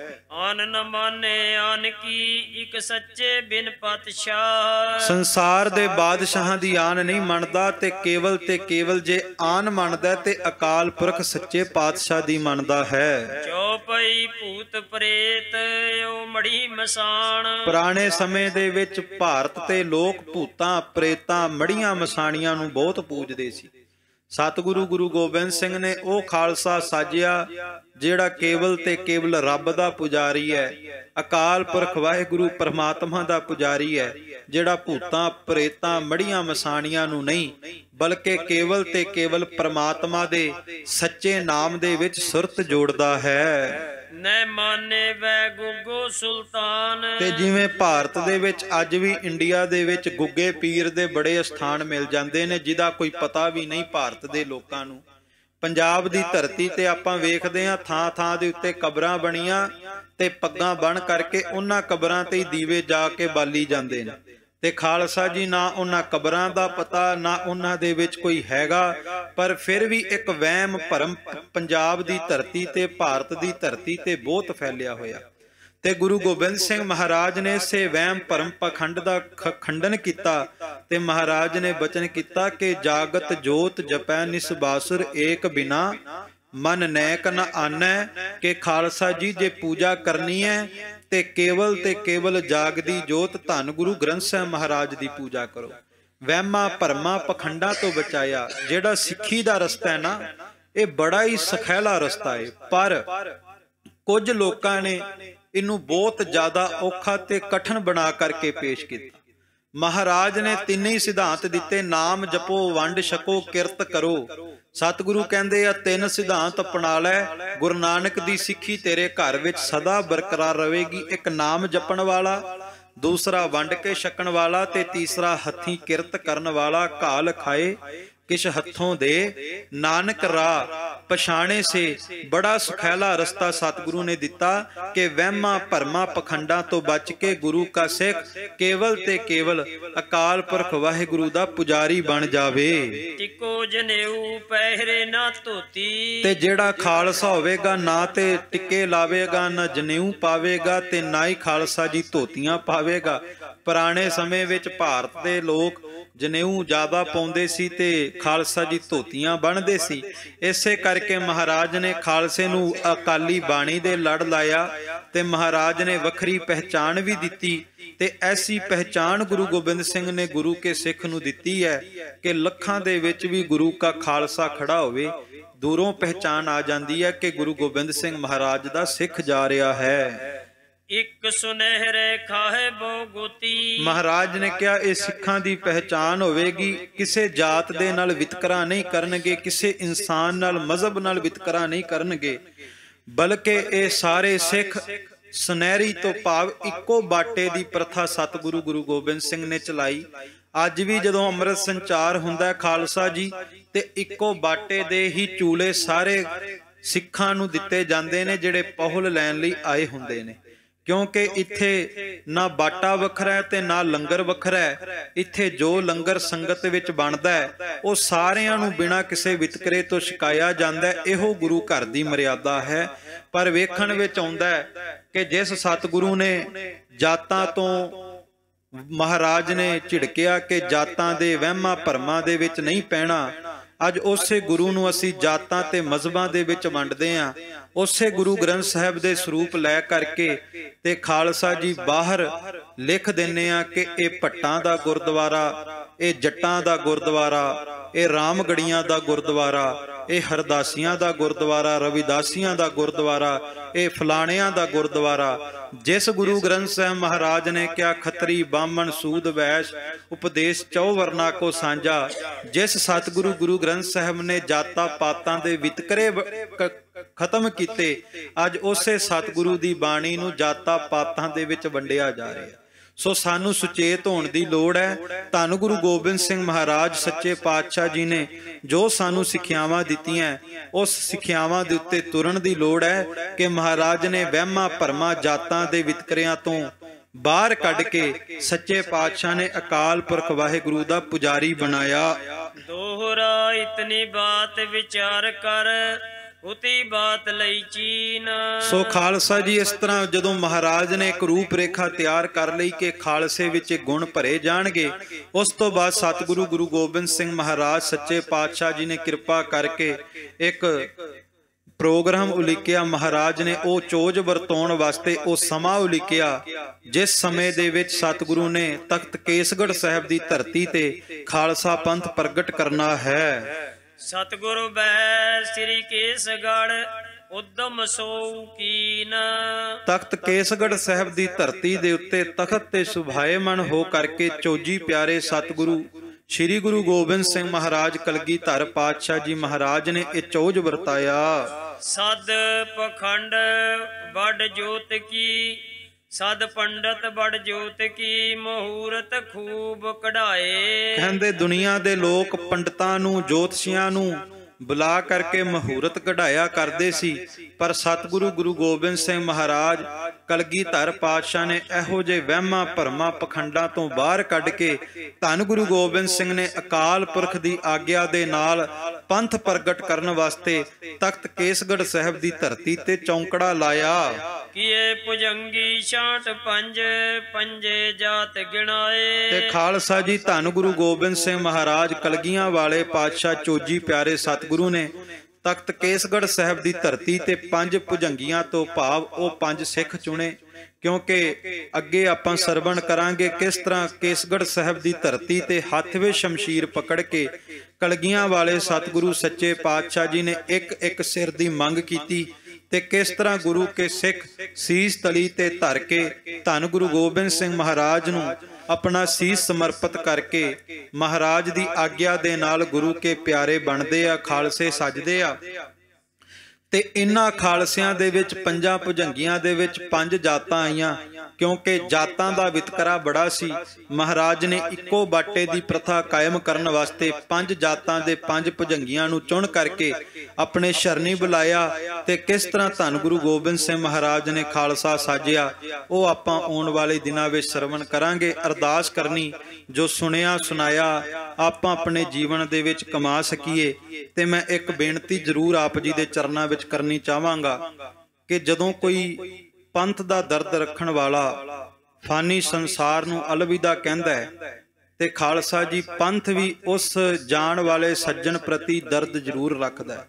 जदों कोई चंगा काम करन वाला दुनिया तो जांदा है ते उस प्रति पंथ भी दर्द रखदा है, हमदर्दी रखदा है। ते एक नौजवान वीर जिन्हें किसानी संघर्ष दे विच जा करके किसानी दी आवाज़ भी बुलंद कीती, खालसा पंथ दा दर्द भी रखिया ते नौजवानां दे अंदर किसानी आवाज़ ते खालसा पंथ दे दर्द नूं सुरजीत कीता। खालसा पंथ दे सिद्धांतां नूं भी प्रचारिया उस वीर ने। ओ नौजवान दीप सिद्धू जिन्हें अपने करियर की परवाह नहीं की, अज हादसा वापर गया, उहदी मौत हो गई, वो फानी संसार तो अलविदा हो गया। खालसा जी हादसा होया जां फिर करवाया गया ये खुदा जानदा है, पर इतनी के अरदास करनी साडा सब दा फर्ज है कि जिन्हें करियर की परवाह किते बिना खालसा पंथ दा दर्द रखिया ते खालसा जी किसानी संघर्ष तो लै करके अज तक उन्हें खालसा पंथ की गल की, पंथ के सिद्धांत की गल की।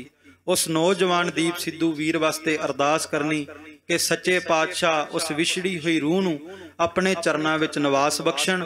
ते मैं बेनती करां अपने नौजवान बच्चियां नूं भी खालसा जी खालसा पंथ के सिद्धांत तो जाणू कराइए, क्योंकि साडा मकसद है कि असीं घर घर तक खालसा पंथ के सिद्धांत नूं पहुँचाइए। मीरी पीरी का सिद्धांत घर घर पहुँचे तां जो श्री अकाल तख्त साहिब का जो सिद्धांत है, जो श्री अकाल तख्त साहिब की पावर है, वो किते देशां तक ना रह जावे बल्कि UN तक खालसा पंथ के सिद्धांत की गल जानी चाहिए है। सो इतनी बेनती प्रवान करनी।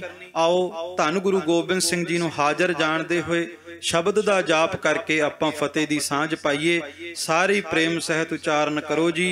हे चुत हे पार ब्रह्म अविनाशी अगनास, हे पूरन हे सर्ब मैं दुख पंजन गुणतास, हे संगी हे निरंकार, हे निर्गुण सब टेक, हे गोबिंद हे गुण निदान जाकै सदा बबेक, हे अपरंपर हर हरे है पी होवनहार, हे संत के सदा संग निधारा आधार, हे ठाकुर हों दासरो मैं निर्गुण गुण नहीं कोय, नानक दीजै नाम दान राखो हियै परोए, आए प्रभ शरणागति कृपा निध दयाल,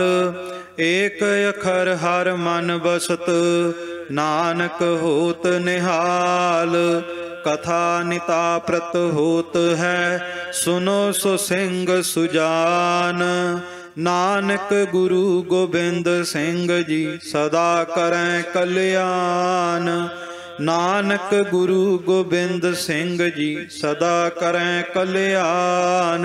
वाहिगुरु जी का खालसा वाहिगुरु जी की फतेह।